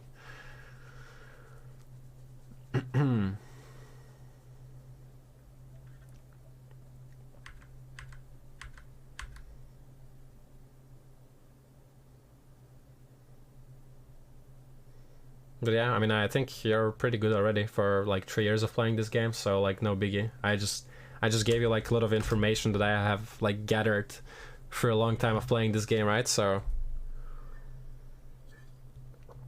did you learn anything useful? Is there anything that's not clear to you? Like anything you would like to argue with?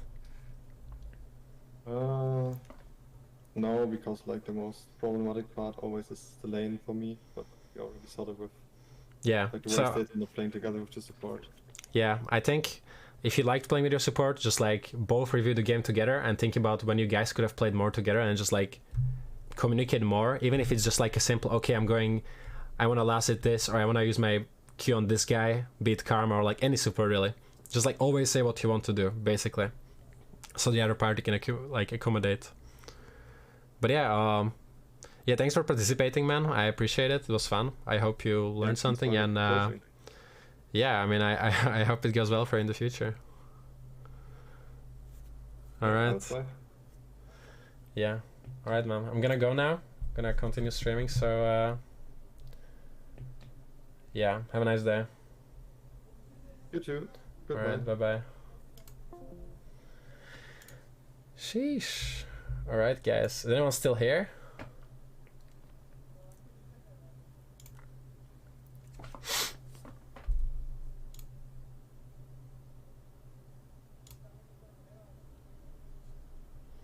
Yes. What did you guys think of it? That was a lot of information. Like I don't even know like what I'm saying. It's like if it's like even useful. Like it's so hard if people don't talk back to me. Like the guy doesn't. Like the only unfortunate thing is that he didn't play the league for too long, right? So I couldn't have had actually like a decent discussion with him about the game. Like it was just basically me saying what I think he should be thinking. But you know, like it was kind of lacking like the conversation and the argument. It was good information for me at least. I'm happy, man. This opened my eyes, man. You'll need to rewatch several times to take all the information. Yeah, I mean, I sometimes feel weird because I usually talk a lot and I say a lot of things, and for like a new player, it's like probably too much information to process at all. Like I actually don't know how to like, you know, not give everything out, like not say everything that I'm thinking. I was hoping that it was like a live game coach. It would be funnier. Yeah, I think live game coaching is funnier, but ultimately is worse for the player because if you're getting coached live game, you're actually not going to learn anything, I think. So that's like, you know. Like for Diamond player, it was easy to understand everything. It felt like it was just too much. Or he didn't know what to say about it. Yeah.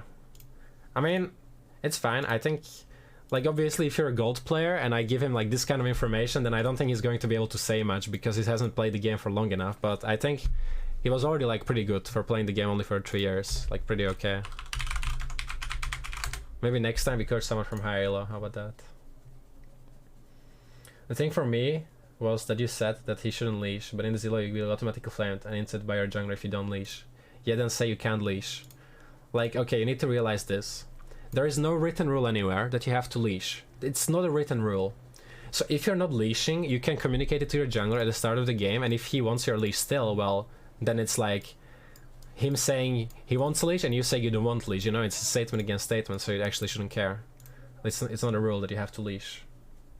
On your point about arguing, I think that should be for higher elo coaching sessions now, yes. But I think even if you're lower elo, you could maybe ask questions because I don't know how clear the information I'm giving to you is, you know? Like sometimes I feel like people will just like nod even though they don't fully understand it. So maybe I could make the information like easier to dissect if I wasn't aware of that. I think live coaching with explanations behind decision making plus review afterwards is very useful.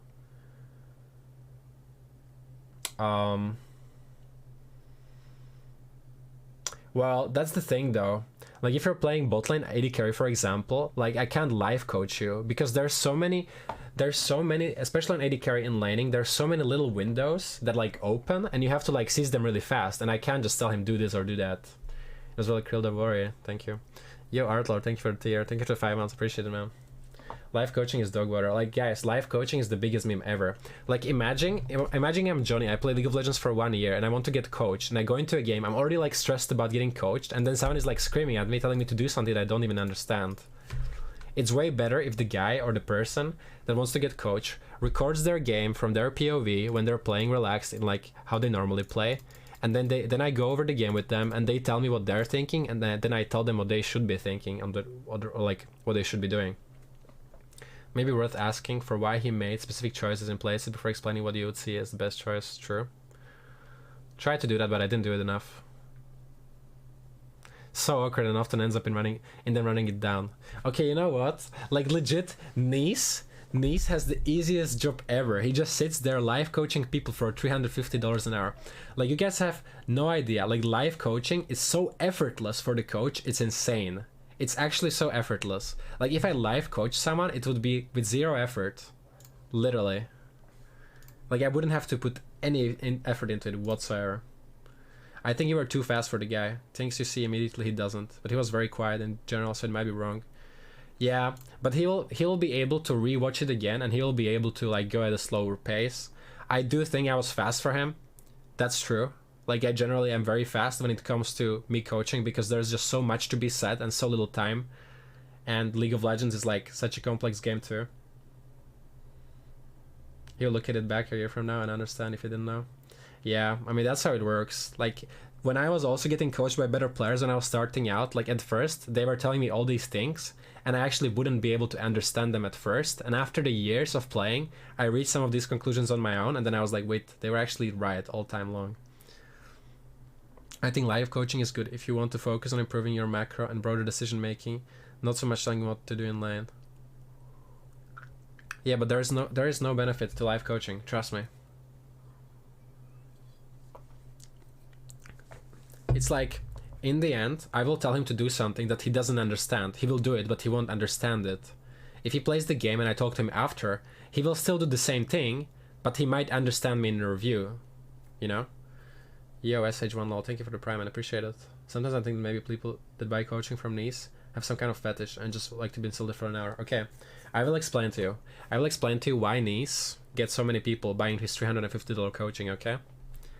Let's say I'm an average player. League of Legends personal coach. Do I get Nice here, actually? Ah! Look! So, League of Legends personal coach, the first website of like an actual personal coach is Nicelol here. I opened this, right? And you see the website, it looks really professional. Like, the website looks really professional. Like, if I don't know anything about League, I have no clue about people, I will assume that this is quality, right? Like, you will assume that this is quality. It's even got fucking Ninja promoting it. Like, come on, of course you're gonna trust it, of course you're gonna buy it. It has an NFL player, NFL player giving them a review.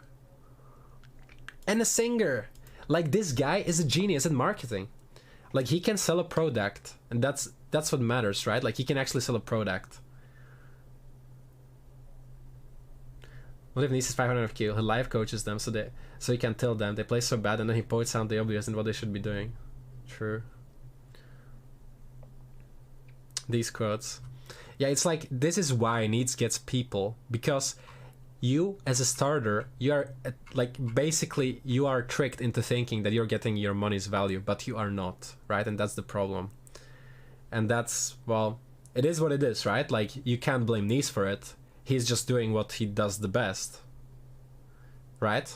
Like, this could have been me if I was more motivated to work. If I had the drive for it, I could have had a website like this. I could have had everything that Nice has, and I could have done it better for a lower price and probably gotten the same amount of customers. If I wasn't lazy, if I wasn't a pro player, I could have done it too. But Nice did it and I didn't, right? And that's ultimately the difference. So it's like, you know what I mean?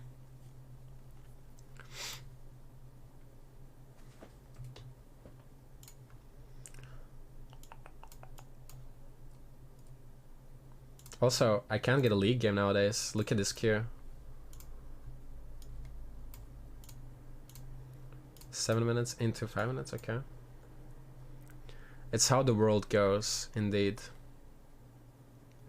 NFL review league coaching. Alright, okay. You know what's really funny? Like, okay, let's say you're an NFL player. Like, this guy is probably silver and doesn't have even time to play the game. So, like, you know, Nace is the #1 LoL coach. One session elevated my top lane play 10x. Did he actually say that? No way. Where to begin coaching? You messaged me on Discord. Respect to Nace, honestly, it's people's fault, not his. Yeah, that's what I mean. Like, do I think he's a good coach? No. Do I think he can sell himself really well? Yes. Like, you know, I actually have respect for him for that. Nice has a session with this NFL guy on his channel, I think. And you know, and that's the smartest thing. Like, somehow Nice was able to get these famous people. He was able to coach these famous people somehow, I don't know how, and then use them as reference. And this is just going to sell it to the average person. I mean, you're very well spoken and pinpointed some key things that skewed the direction of the lane game. With more experience coaching, it'll be great. Thank you, man. It's like, when it comes to me and coaching, I don't have a problem giving the information or explaining it. What I have a problem at is like realize who I'm talking to and like choosing my readjusting how I talk to them based off that, right? Like sometimes I would say the same things to like a bronze player that I would say to a challenger player. Like I just don't have that little switch, if you know what I mean. Hey, I'm 23 and I enjoy watching esports. LOL, so entertain. I also watch streamers sometimes, blah blah blah. But I enjoy watching you and the team last season. It was really unfortunate for you to make worlds. Hope you get better and make top 3 for worlds. Thanks, man. I appreciate the nice message. Thank you. How is the replay tool you use called? Outplayed.gg. No, should you take those reviews seriously if you have a brain? Imagine if I'm Draven commenting NBA. Yeah. Alright, listen. You know who I... Dude. Can I coach her? Can I coach her, please? Can she let me coach her? She plays League. Can you imagine? Imagine I coach this girl. Imagine I coach her and then put it on my fucking reference page. Coached AOC.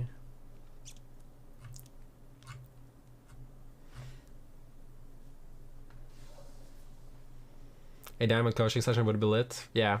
I like coaching higher elo people more because, well, they usually can argue back and I can prove them wrong. So this amazing woman you meant, yes, not a I mean, she's a girl, right? But you know what I mean.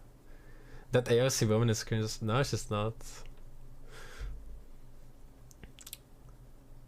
Randomly opening girls' Twitter. Dude, this is like, you know, like if you coach this person, then you actually made it in coaching. I would fight you back. Yeah, I bet you would.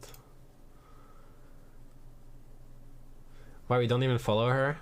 Why would I follow politics? I don't follow politics on Twitter, dude. I do not go on Twitter to discuss politics or see politics for that sake.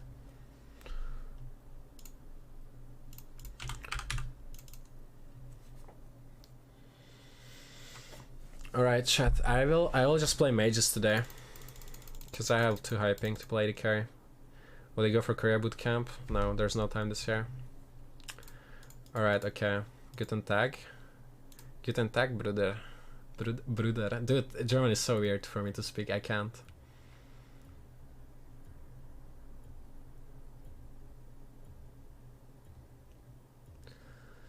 Alright.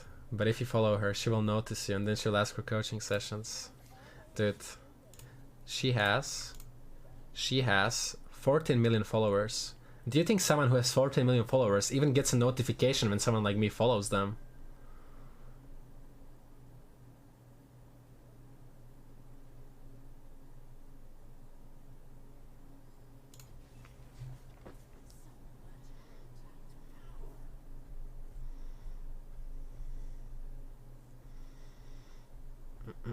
Neon just goes on Twitter for the e-girls, true. It's like, might as well spice it up a little bit. Shoot your shots anyway, brother. Her DMs are closed. Alright, I follow her. And I will check in 24 hours if she hasn't followed back, dropping the follow. That's how it works. Do you guys do this ever? Have you guys ever done this? It's like, okay, I like this eagle, so I'm gonna follow her, and if she doesn't follow back, I'm gonna unfollow her afterwards.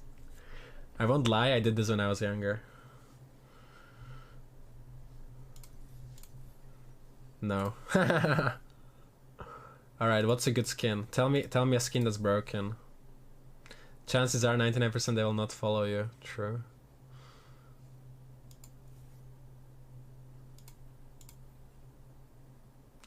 Alright. Bewitching. When I was younger. Yeah, actually, true.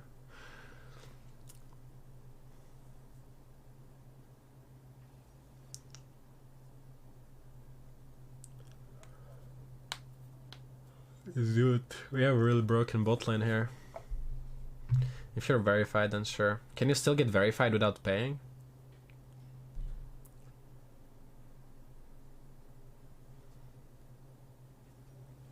When will be the next coaching session? I will not be doing another coaching session on stream.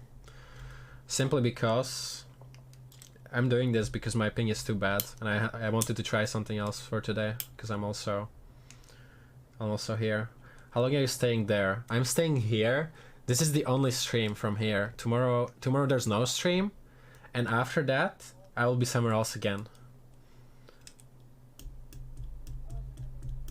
So it's like, this is a special stream because from the place where I'm at right now, it's only going to be one day. Oh fuck, we have a little bit of AP here. Would we take it? Didn't you pick 3 people yesterday? I picked 3 people in case the first 2 don't, you know, respond. That's why I did 3.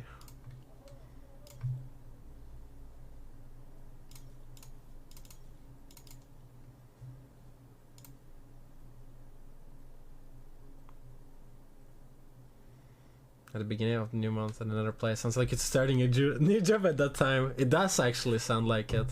But the reality is I'm just moving out to my new girlfriend, right? Yeah, I'm starting new life with my new girlfriend abroad. So we're happily moving in together now. What do you think about the LI 1, 2, 3, 4, 5 change? I don't think the idea behind it is bad, but they could have adjusted a little bit. They could have also made it so that, well, you know, if someone is autofilled, for example, let's say I have an autofilled support. I want to know I have an autofilled support. You know what I mean? Like, I don't want to play with an autofilled support. Like, that should be fine to dodge. How does your GF like your Twitter likes? Oh, she's perfectly fine with it. Karina, yeah, I'm moving into Karina place as we speak. Where is she from? Lithuania? Yeah, dude. Do you plan to stream during the season like Yankos does? Yeah, I already streamed during last season a little bit, like inconsistently a little bit, but yeah, I will. I think I will just try. If I can't, then unfortunate, my streaming career is over. But yeah, I'm from Lithuania. She's in Berlin, just like you. Soon is she? But I'm not in Berlin, dude. I'm not moving to Berlin.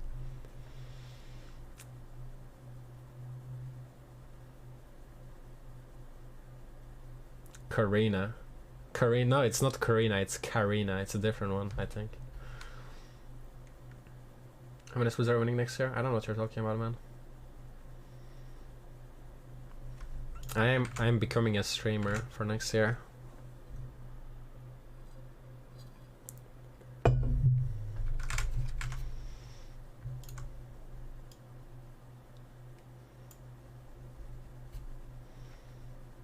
Come to Vienna.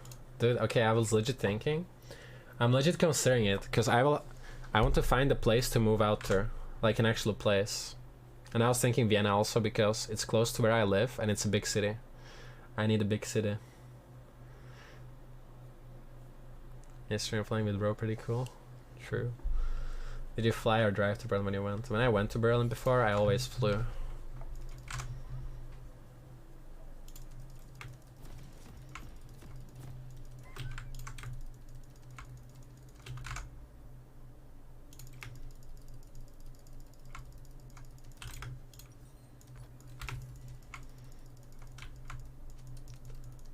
What you go, Syndra? Do I always go Ludens? I think I always go Ludens.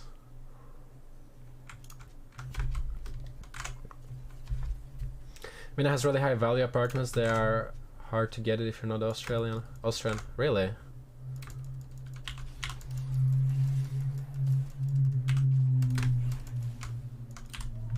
Ha! Actually, I'm the winner here.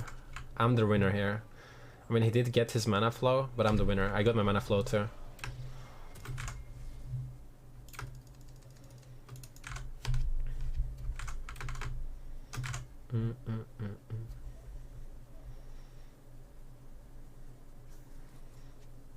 Yeah, Vienna is definitely interesting, but I don't want to move to a town. I don't want to move to somewhere where I don't know anyone. And I don't know many people in Vienna, to be honest. So I don't know where I'll be. It's a big question. It's like a big secret to me. Hey, don't leash. Ow. You know me? I don't know you, dude. You're sus as fuck. You're sus as fuck with what you're writing, usually.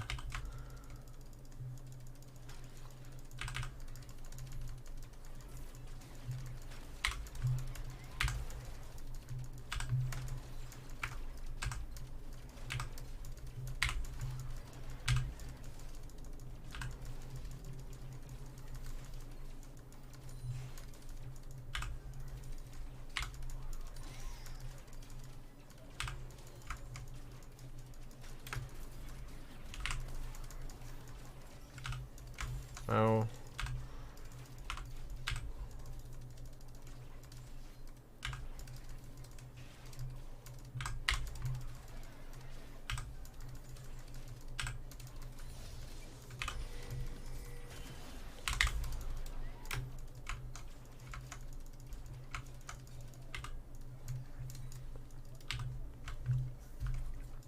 Okay, I mean, if I miss kill shots today, I can just blame it on my ping. It's easy today. Today I have an actual easy excuse.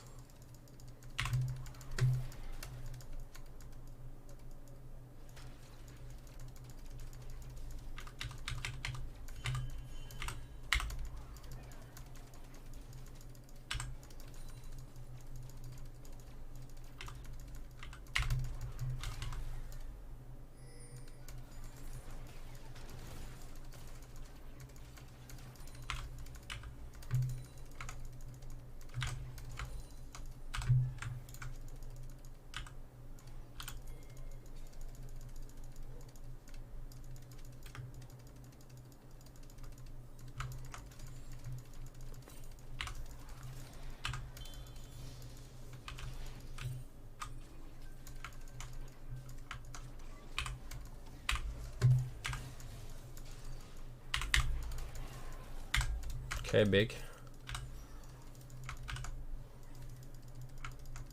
Diana not spotted so far. I hope she's not like going around my ward here. No, she's not. Okay, she stopped.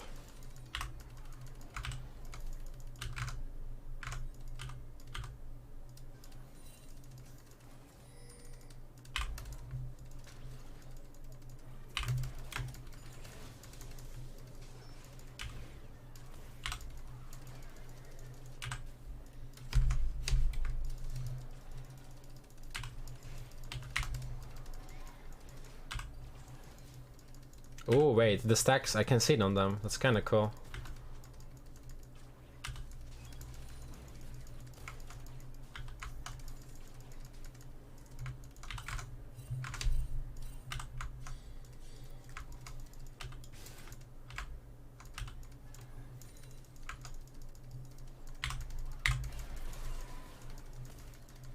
Holy dude, top lane is a slaughterhouse.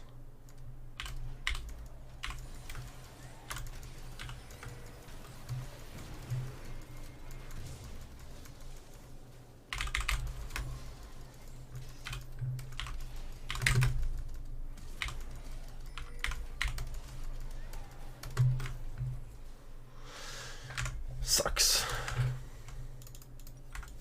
Yeah, that's my bad. Should have been more aware of like Diana timing on both side.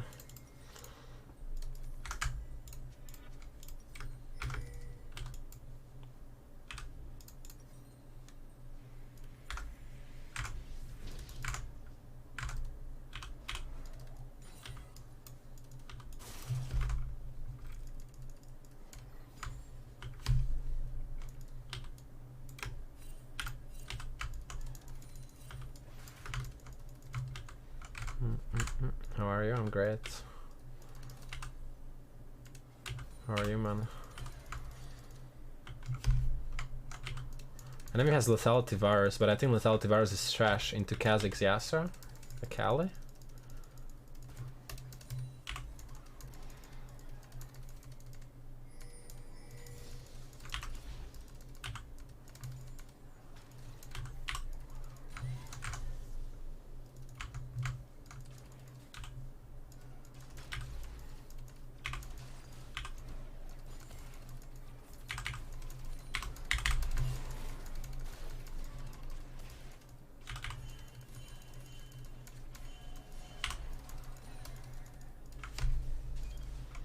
He has a pink cord. Do enemy support has a pink cord? Little trick, little tip.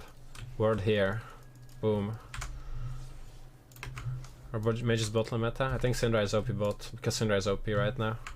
See, now he plays ping and I was like, where did he ward? He didn't ward.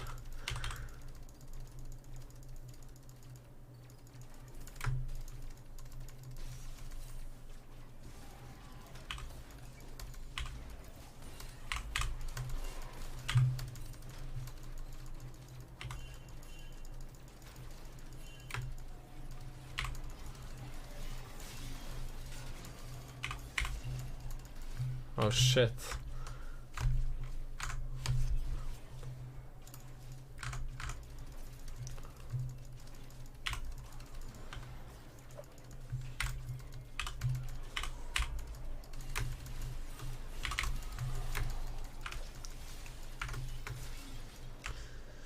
Sucks, man. I'll miss my stun.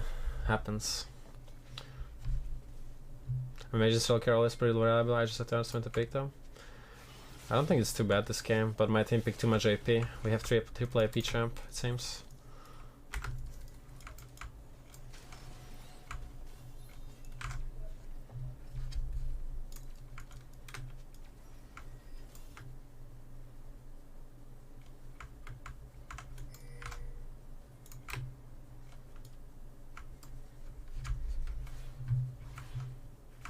Level 5 Diana.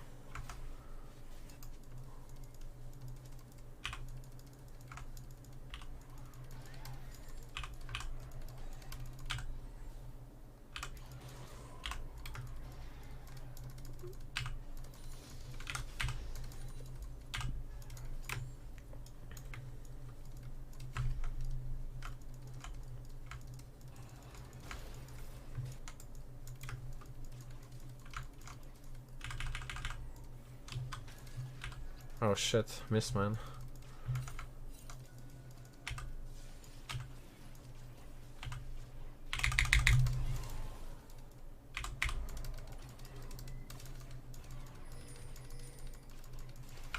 Okay, here it gets a little bit tricky. They're both level 6. Trash has flash.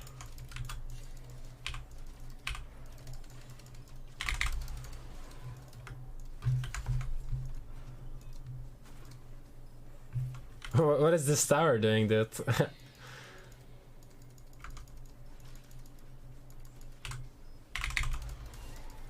Okay, thank you for the stack.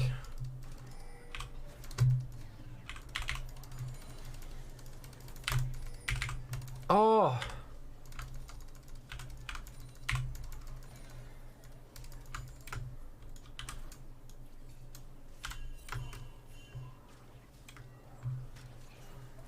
Dude, Zookill got solo killed 3 times this game.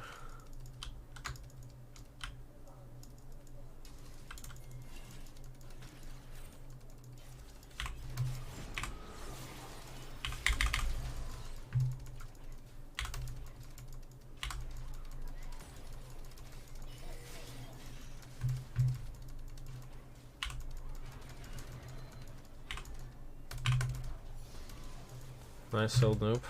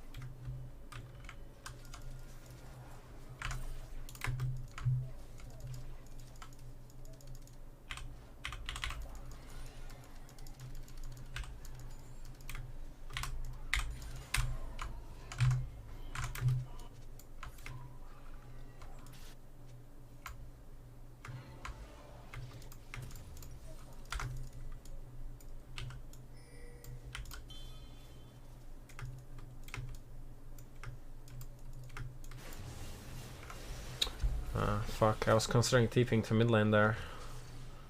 I think it's useless anyway if I did.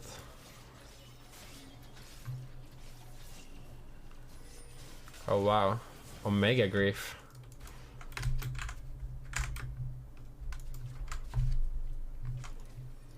I mean, the thing is, if you play Syndra bot, like with Syndra bot lane, why she's really OP is like you can always farm basically against anything because you have a lot of wave clear, like AD carries, especially AD carries don't actually have this good of a wave clear usually.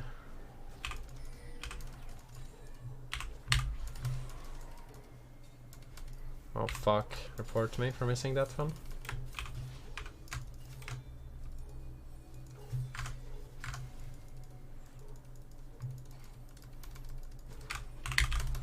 That was a little bit risky, not gonna lie. Could have just gotten ulted there and died. Well.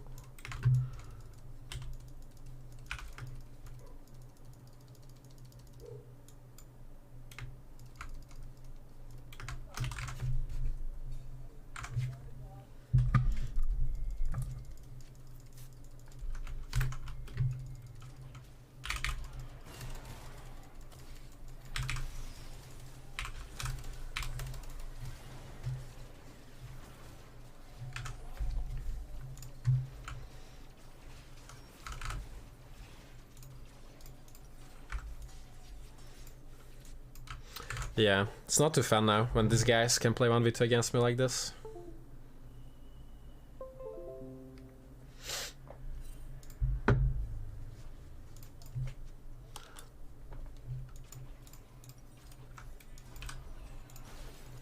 Hello, hello, play, play, play, go, go, go, please. What is it? Oh, 4-man bots.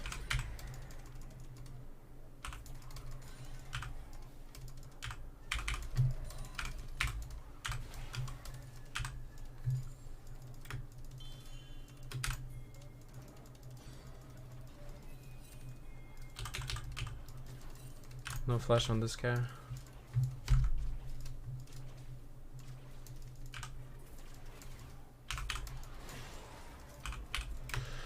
Dude, Varus is so unskilled. Poke Varus is so unskilled actually. Like, what is this shit?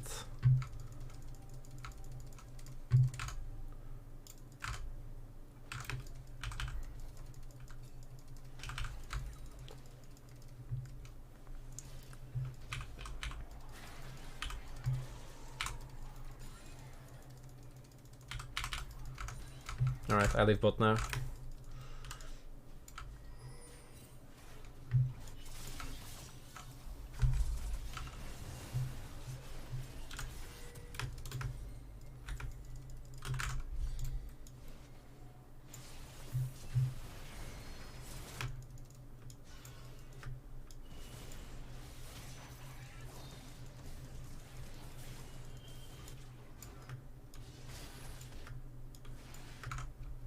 Or I don't. Yeah, I mean, me laning against this guy is like not a lot of fun because, well, he's really good into me if he plays poke, right? But he's not so good into my other champs. So as long as I can like get out of here soon, I'm gonna be good. If I can.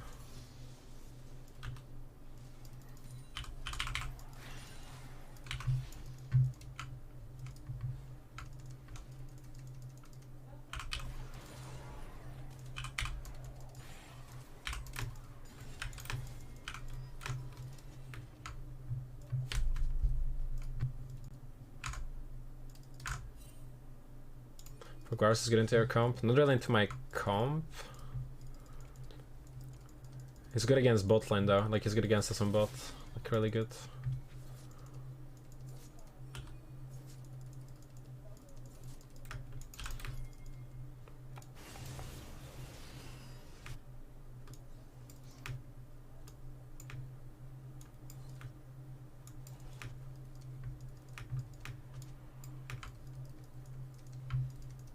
Please kill him somehow. Oh, broski.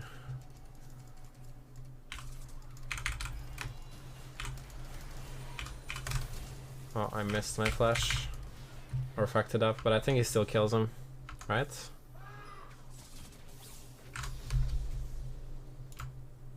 Kazakhs will pop him late game. Okay, and I'm not sure about these Kazakhs. Yo, Miss Lokina, thank you for the tier 1. Appreciate it.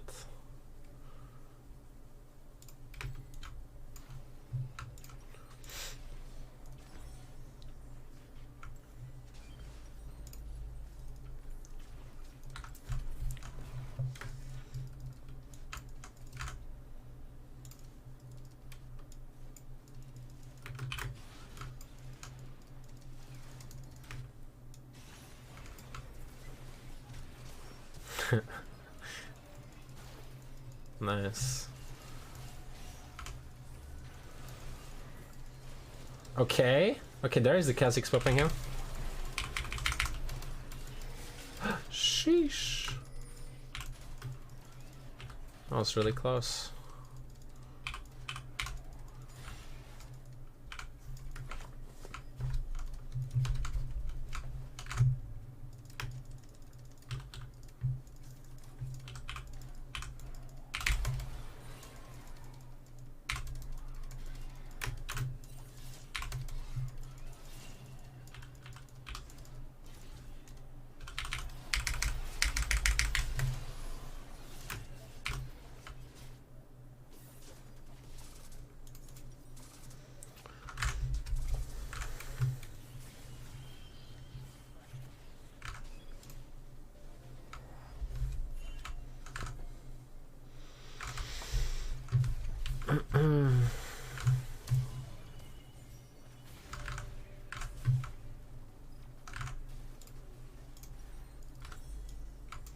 It would be nice if they could at least ping the Darius movement, but it's not like I couldn't have done myself.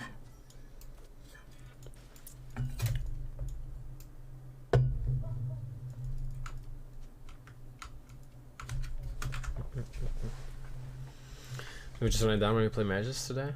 I mean, I'm playing mages, but I'm not running it down. It's like I'm getting kind of an unfortunate game here. Need to realize that.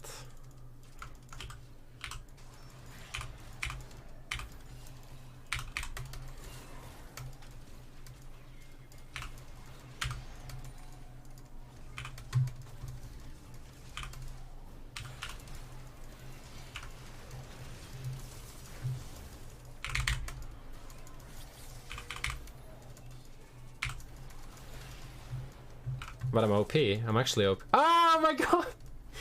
Robbed. Okay. Vinge. I think my champ is just OP, so we're gonna win.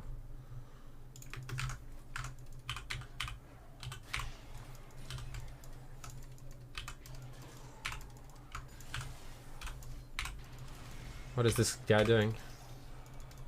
Come on, you're not that good, right? He is that good. He is that good! Advian, dude. What a legend. Wait, that's actually good. No, never mind. It's actually good because I gave him shutdown. It's okay. It's okay. No cap. I wanted to die to him. I just wanted to die to him.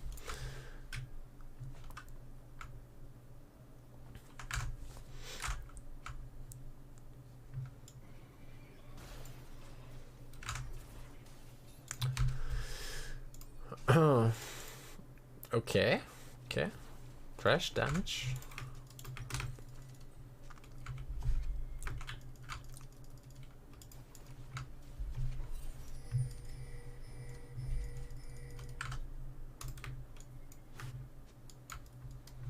It's fine, we still have our flash, we still have everything. We are good to go.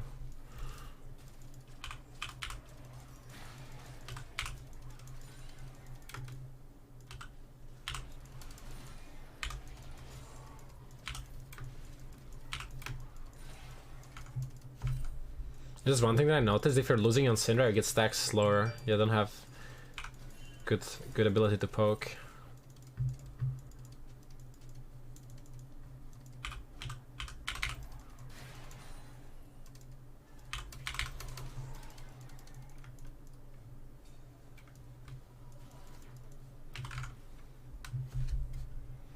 Every day we stray further from God with those excuses. What is viable excuse? If you think giving your shutdown to a support is a bad play ever, then you're just bad at the game. It's like actually the best play if you do it if you consciously do it when it's good. It's one of the best plays. Oh wow, okay.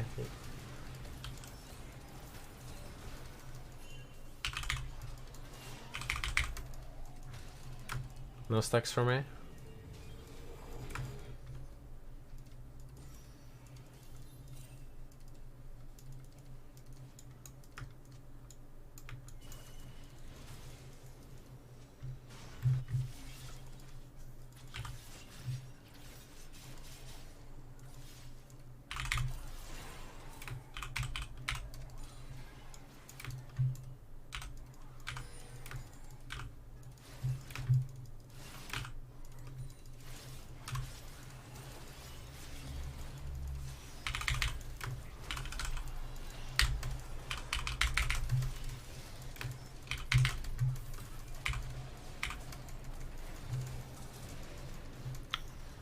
Okay, okay, okay.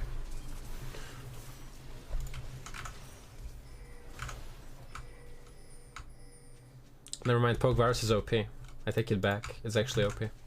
Playing Poke Virus now.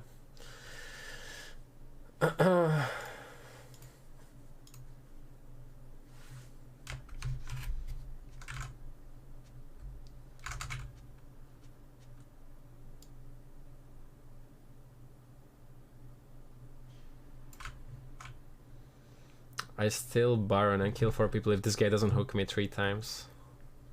Are you saying he's too good, brother?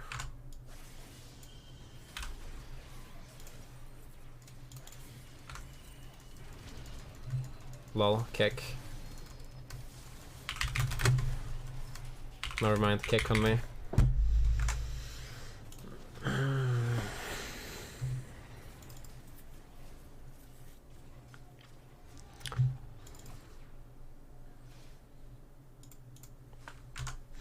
Nice, thank you, Tim, for the opportunity to get out of this one.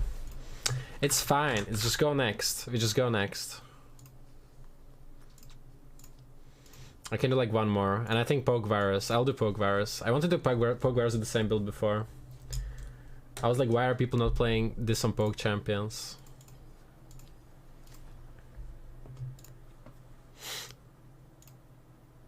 Thank you for my points, King, no problem.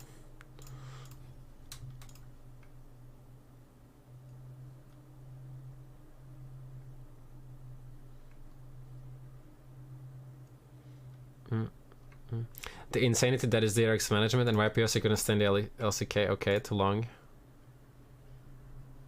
The Yumi nerfs target the wrong player base. Okay.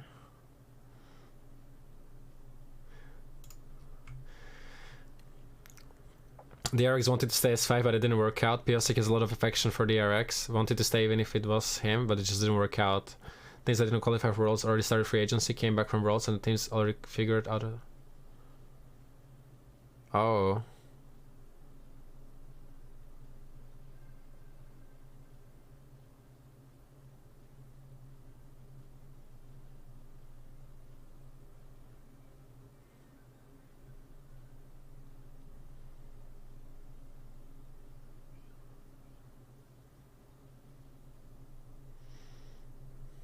What's the TL roster now? Don't they have like NA rookies? Doesn't TL have like NA rookies or something?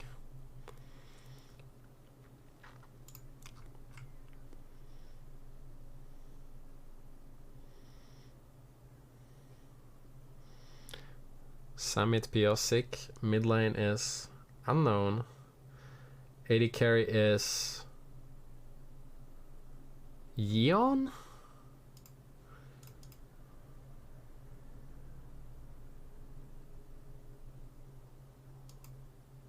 Oh, it's like still rumored. Yeon TL Academy AD carry. So who's the main team? TL has a full South Korean team. Even the mid laners or what?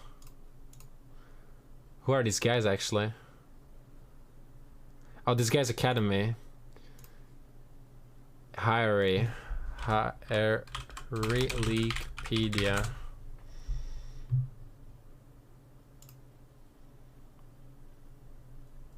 Wait. They actually do all speak Korea or what? But this guy's also academy team, so who's the mid laner? Wasn't Tail planning to have full Korean roster or something like that, but how do you even get full Korean roster with the import rule? That's the thing.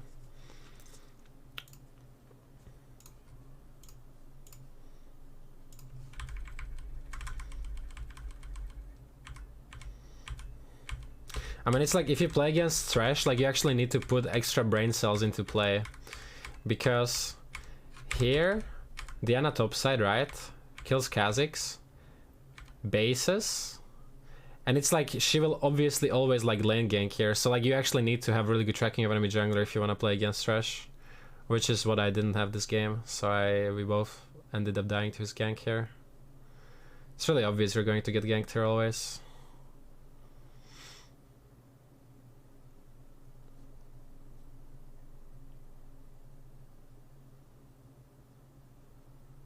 I mean, I was fine if I flashed that hook, but flashing this hook is like, I mean, I guess if I flash it here, I'm okay.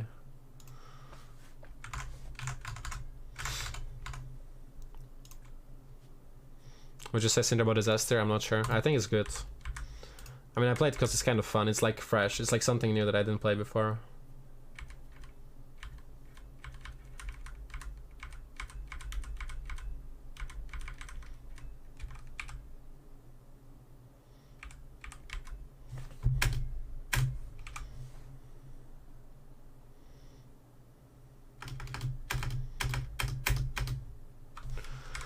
Alright, okay, learn. As for situationally yes. I mean, there's so many champions that are situationally S tier though. It's just that how many times they get the situation for them doesn't happen too often. For some it happens more than others.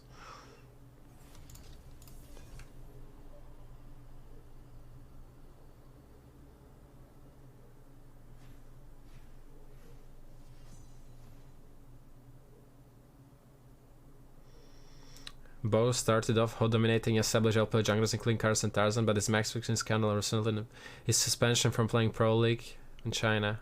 Oh, wait, I didn't know that. I didn't know that Bo was actually banned from Chinese pro play.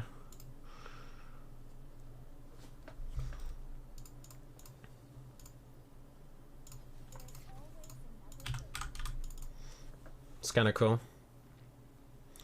Every time I versus Fat Syndra, it feels like there's no counterplay champ, it's just cracked. Yeah, because there isn't. Syndra is the champion with no counterplay. That's how she is, actually, if she's fed.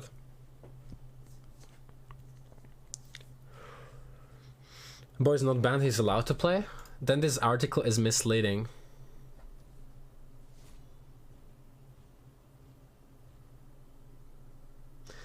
I got into contact with LCS, there's a good chance that I may be showing up on stage. Dude, okay guys, prediction here. I'm predicting this, okay? Vipo will become the NA Caterl. Type 1 if you think the same. Type 1 if you think Vipo will become NA Caterl next year or for the years ongoing. Like, I can already see it. I can actually easily foresee the future here.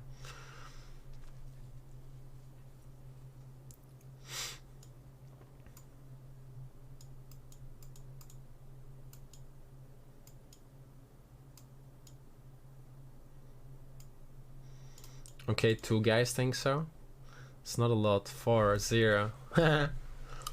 I think he wants to compete 5x more than Caterl wants to compete, so too. Alright, well...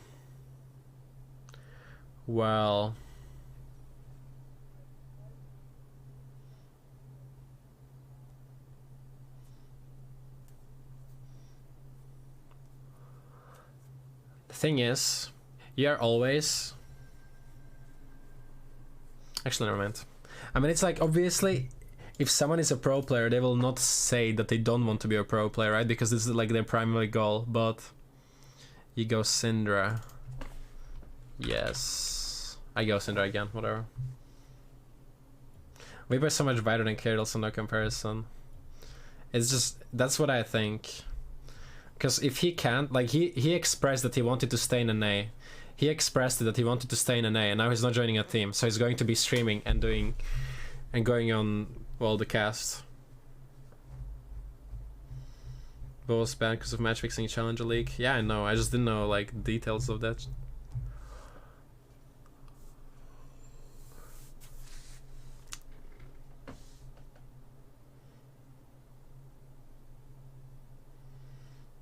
see what you're saying, but from what he personally said, he's really hard to get on a.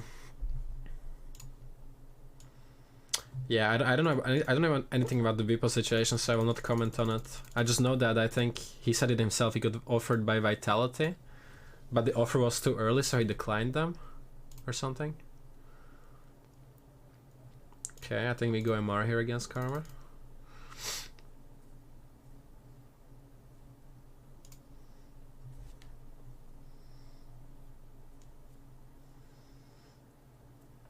I mean, who, like, honestly, none of us will really know what happened, like, ever, right?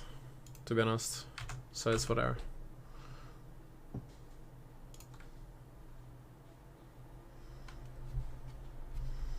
Vipa's going back to AD carry and Vitality. Dude, I would love to see Vipa on AD carry again.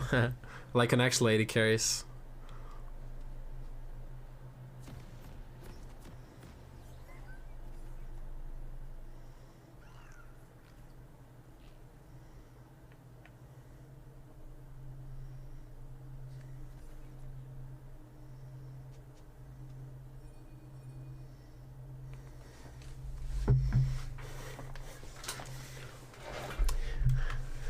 One, two, trick, 4. Interesting.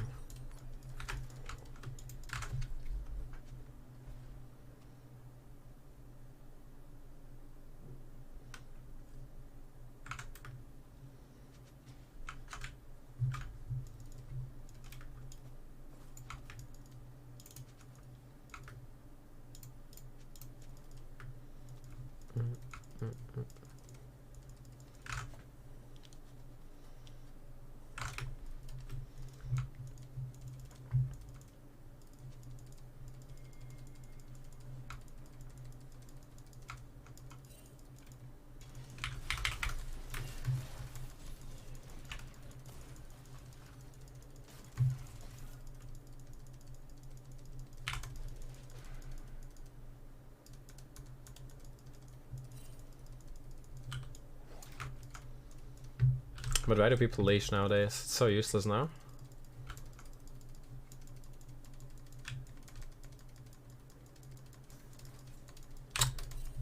But bro... Oh, mother of God! Why do you leash?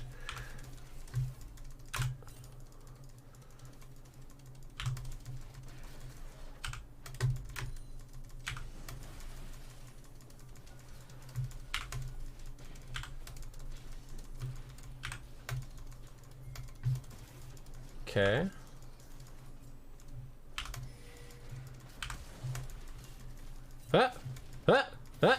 Where's the Q? Okay, thank you, Kindred, for salvaging my lane. It's so bad to do this with Karma. Like, they're always 100 times going to do this. They're gonna actually, like, zone us off the wave like that. It's so bad.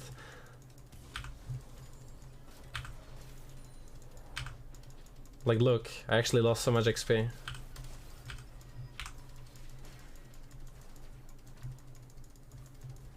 I'll just have to TP back here, but it's fine.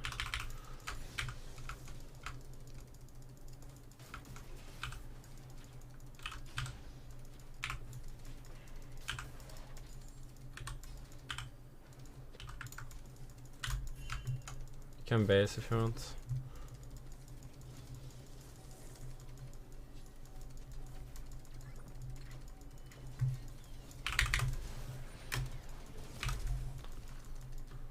Got the cannon though, so it's worth it.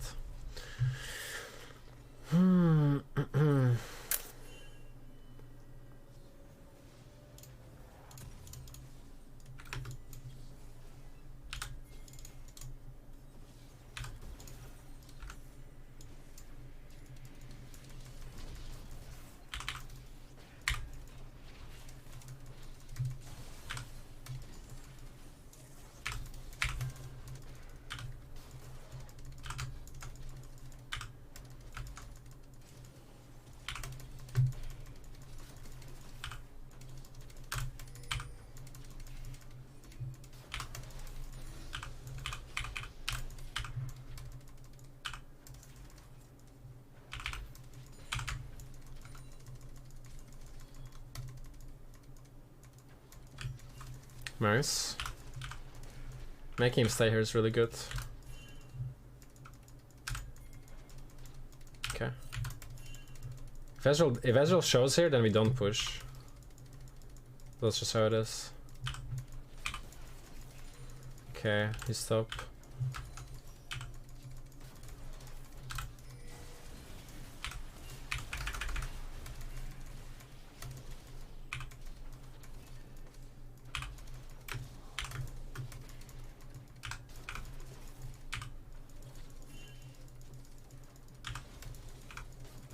The Hecarim is not coming. Oh oh, what the hell? I don't think Hecarim is coming. We would have seen him. Okay, watch me do a smart play here, guys. I'll go like this and I'll cancel the Ezreal.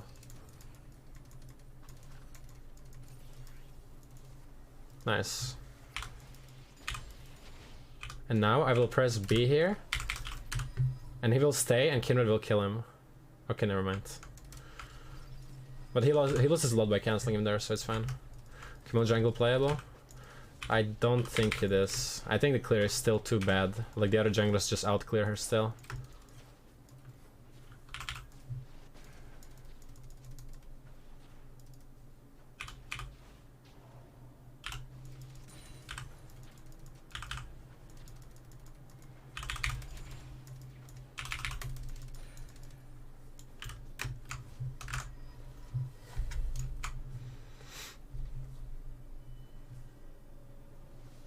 Okay, he lost the shit ton, so we are quite ahead now. Also get a really good base back because of staying.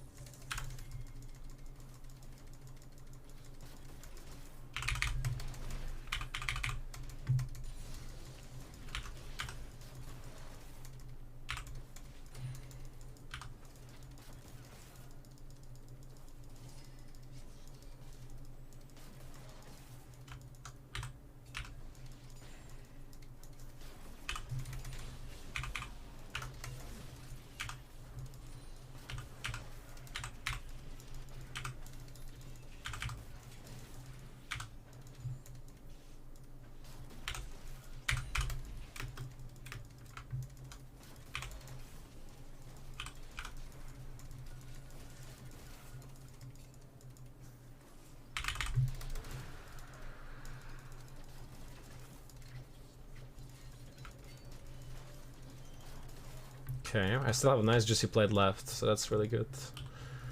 Now, did they see my support base? Is the question.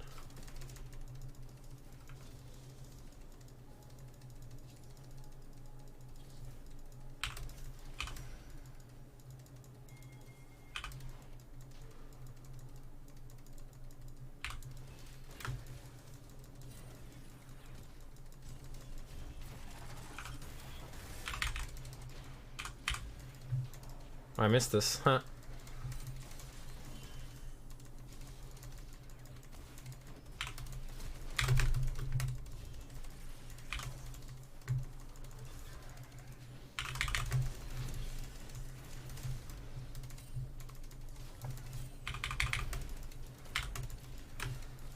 No flash on Karma. I get 6 here.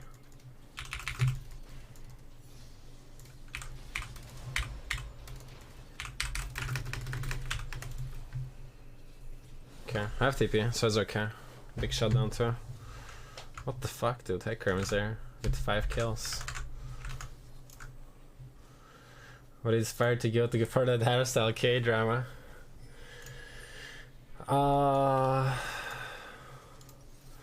Definitely. Watched a little bit too much manga.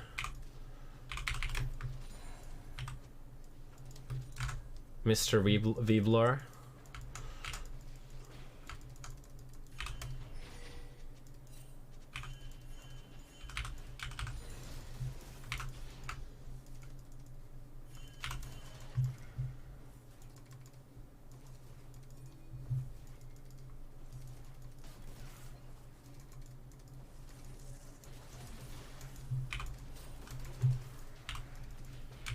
Pretty lucky, this guy, to be honest.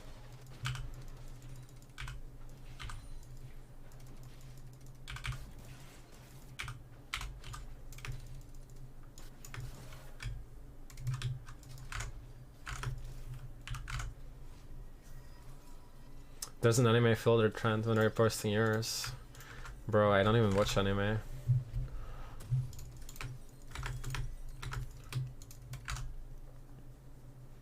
How is Syndra and Karthus both different? They're completely different champions. Syndra is way safer. Scales... I mean, Syndra is just the better champion. Like with Karthus, you kind of need to die to be useful. And you need to like hope that enemy is like low and you can ult them. And it's just way more conditional.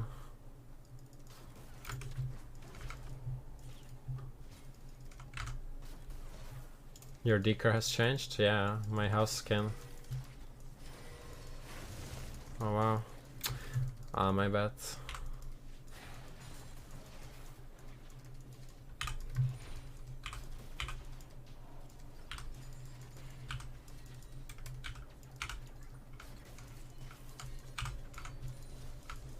Dude, I'm gonna be pissed if I lose to Ezreal actually, this champ is so useless. Okay, lag.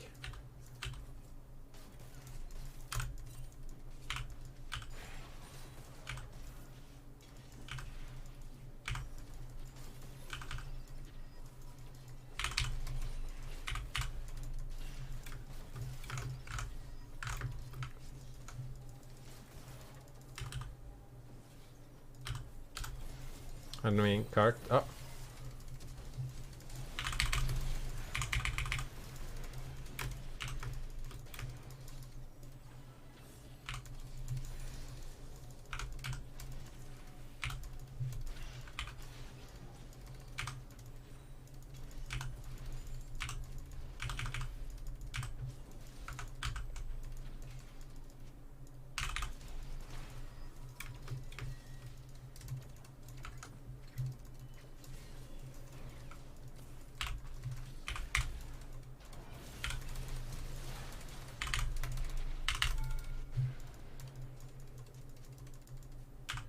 Hey Krim, where are you?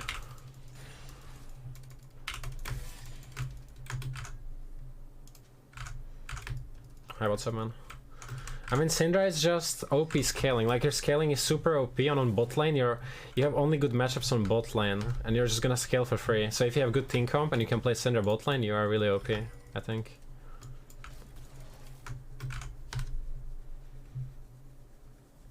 Like Karthus also doesn't have any self-peel. Syndra has a lot of self-peel. It's actually insanely hard to kill Syndra, but it's very easy to kill Karthus. That's why Syndra is OP. Like, her E just makes her unkillable.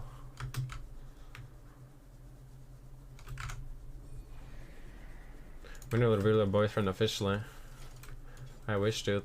I should have gone top if I actually expected this guy to herald. And it's fine. I have Zoo kill inting me 2 games in a row now.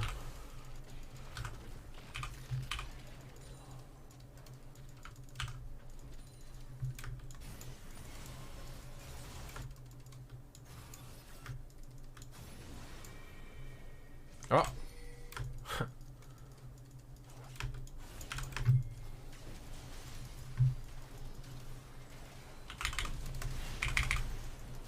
Poggers.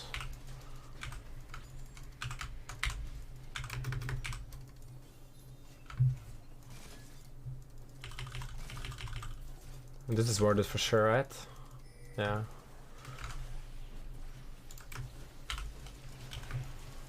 Neon is dating reckless. Imagine.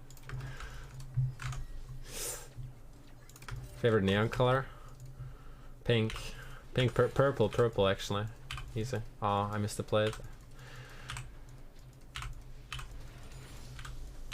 Purple is so nice, so underrated.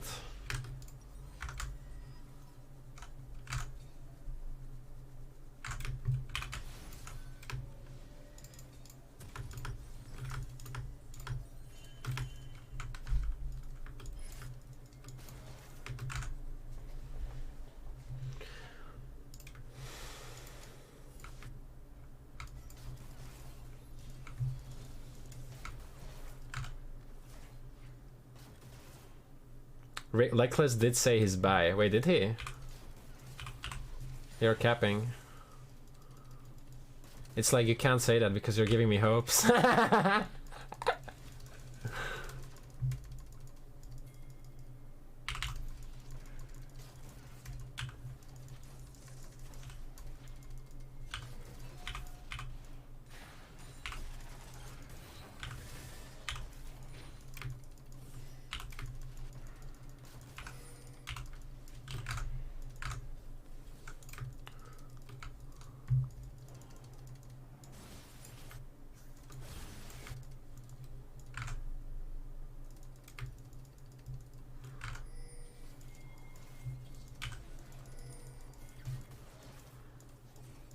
Dude, stop it.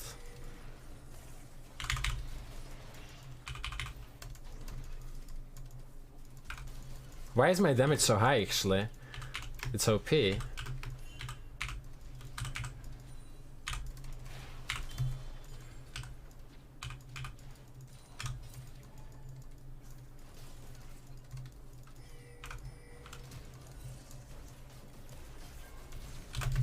Oh man. Whatever, what is my team doing? How can there be 3 people on me? And they're still dead. I guess, my bad.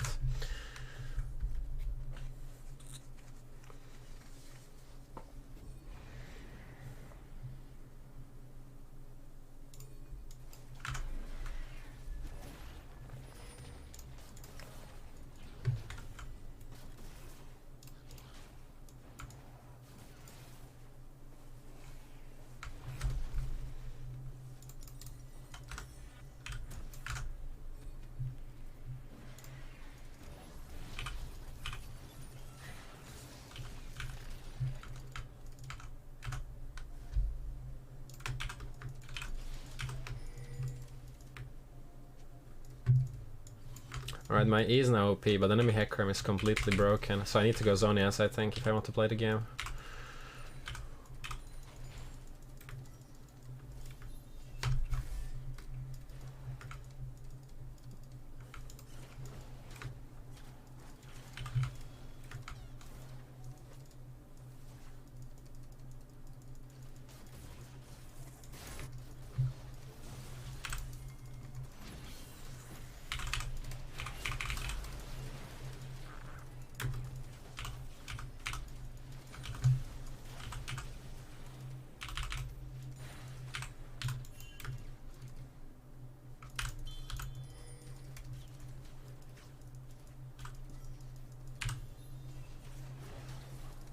Oh, the Teemo.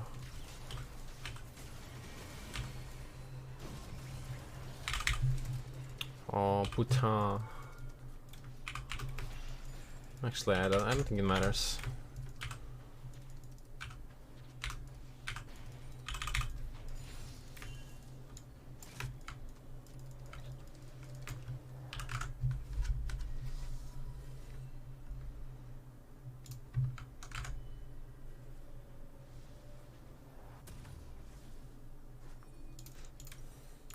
How do you get the idea to type Arabic as your first message?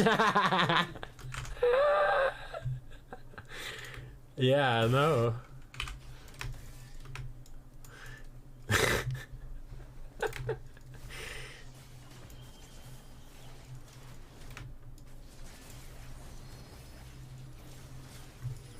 Oh no.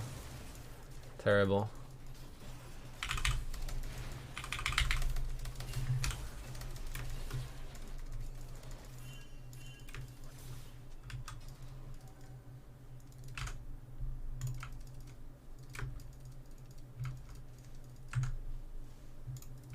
What is the damage? Dude, I'm solo AP, I'm fat, and I'm Syndra. Why? And I'm AD carry. Oh yeah, I have AD. I'm playing AD carry, so I shouldn't be dealing any damage. Gotcha. Gotcha. Karim. Okay, some Drake.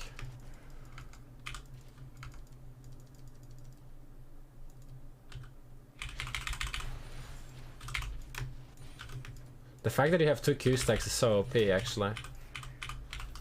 QE and insta Q into ulti, and they're 1 shot.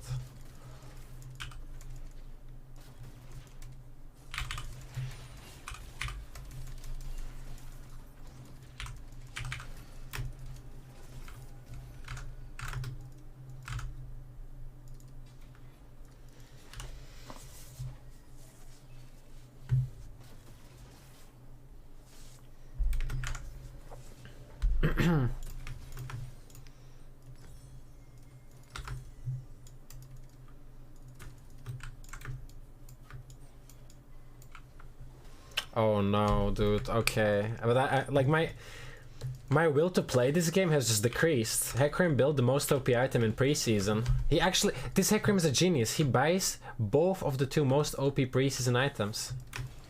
Like, what can we do to him now?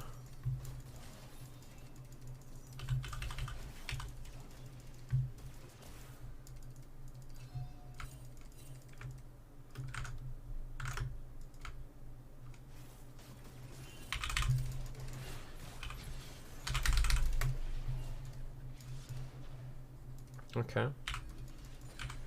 Not worth it.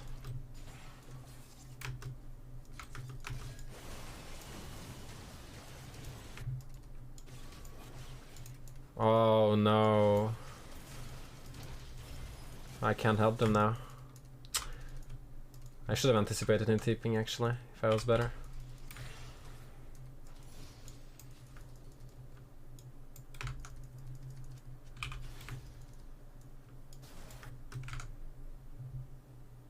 You should get connected to like two pistols. Why would you ever get connected to? What?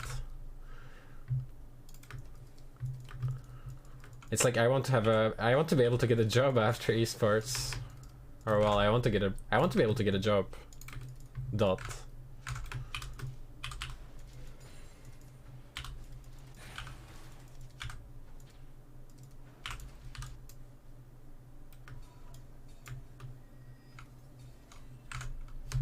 Kind of a job? Any kind of a job?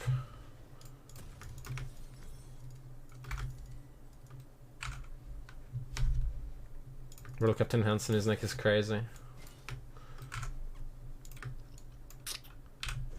No.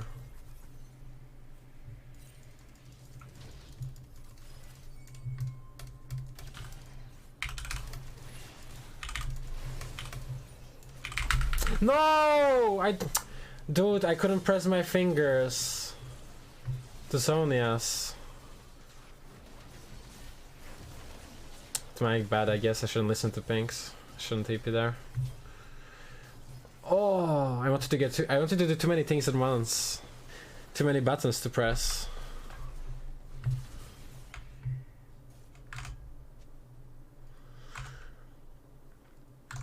Just get a rich wife. Should I can afford the Slovakian village when you retire? Are you staying in Slovakia now? I'm staying here for 1 day. Last day here.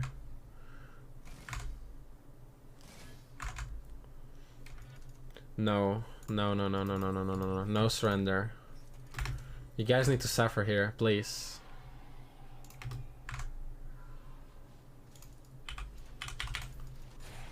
I refuse to surrender this game. Legit both games. Both my solo and 0-10. No. We're playing. Please. Press no. What? Oh, he wanted to. He pressed yes, but he wanted to press no in the end.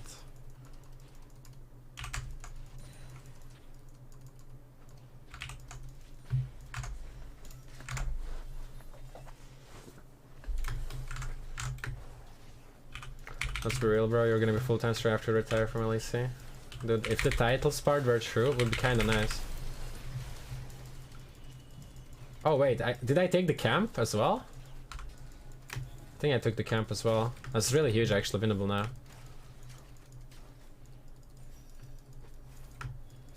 Big winnable.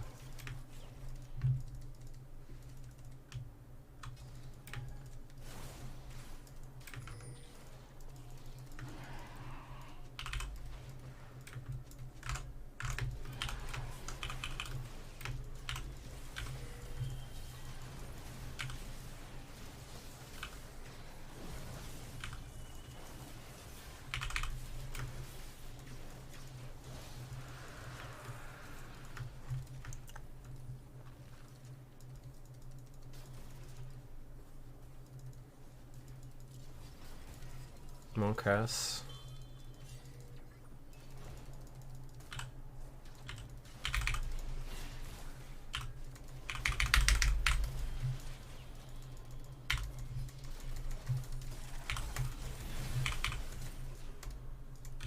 Okay. Why does Team have Zonias? Second item?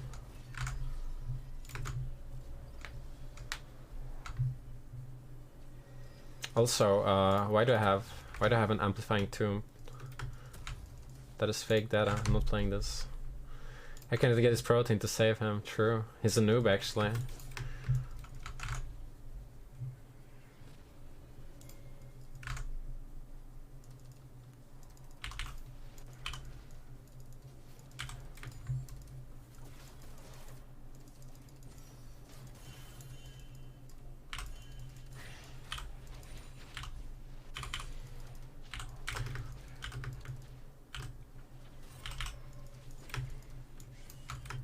Callie has no Zonias, but he is 3 items level 17, so I'm not going anywhere close.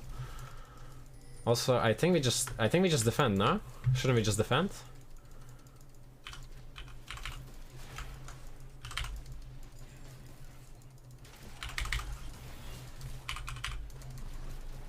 Oh. Nice. Damage?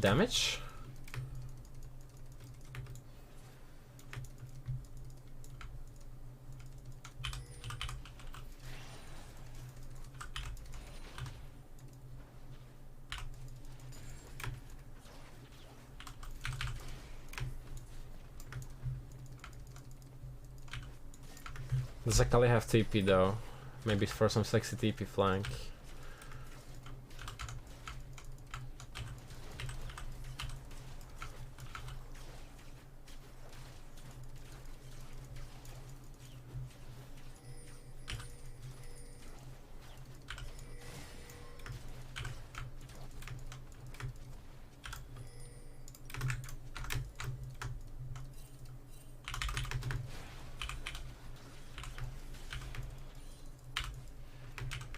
That cure.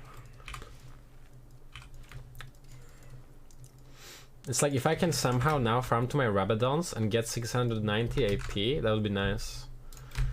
Any ideas for improving macro besides practicing? A macro? Macro is very easy to learn, I think. I think macro is way easier than micro, to be honest, in League. You just need to watch the best players and see what they do. Think about why they do it. Macro is easy to learn, I think.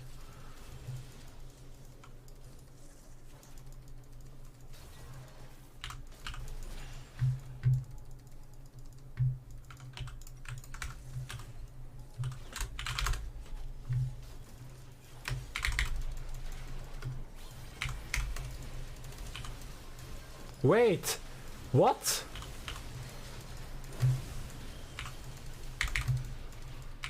He takes no damage.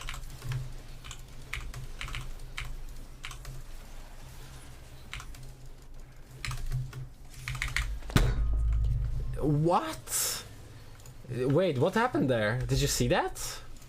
Is he actually just that tanky, or do I just deal 0 damage to him anymore? Like suddenly? Oh, do you have any idea for improving micro? Oh, dude, I'm blind. I'm fucking blind. No, micro is just by playing. There's no other way to improve it. You just have to play. Make sure the conditions are optimal, aka have a good computer and run a good FPS and don't play on unstable ping. Let me see that, dude. Let me see that real fast.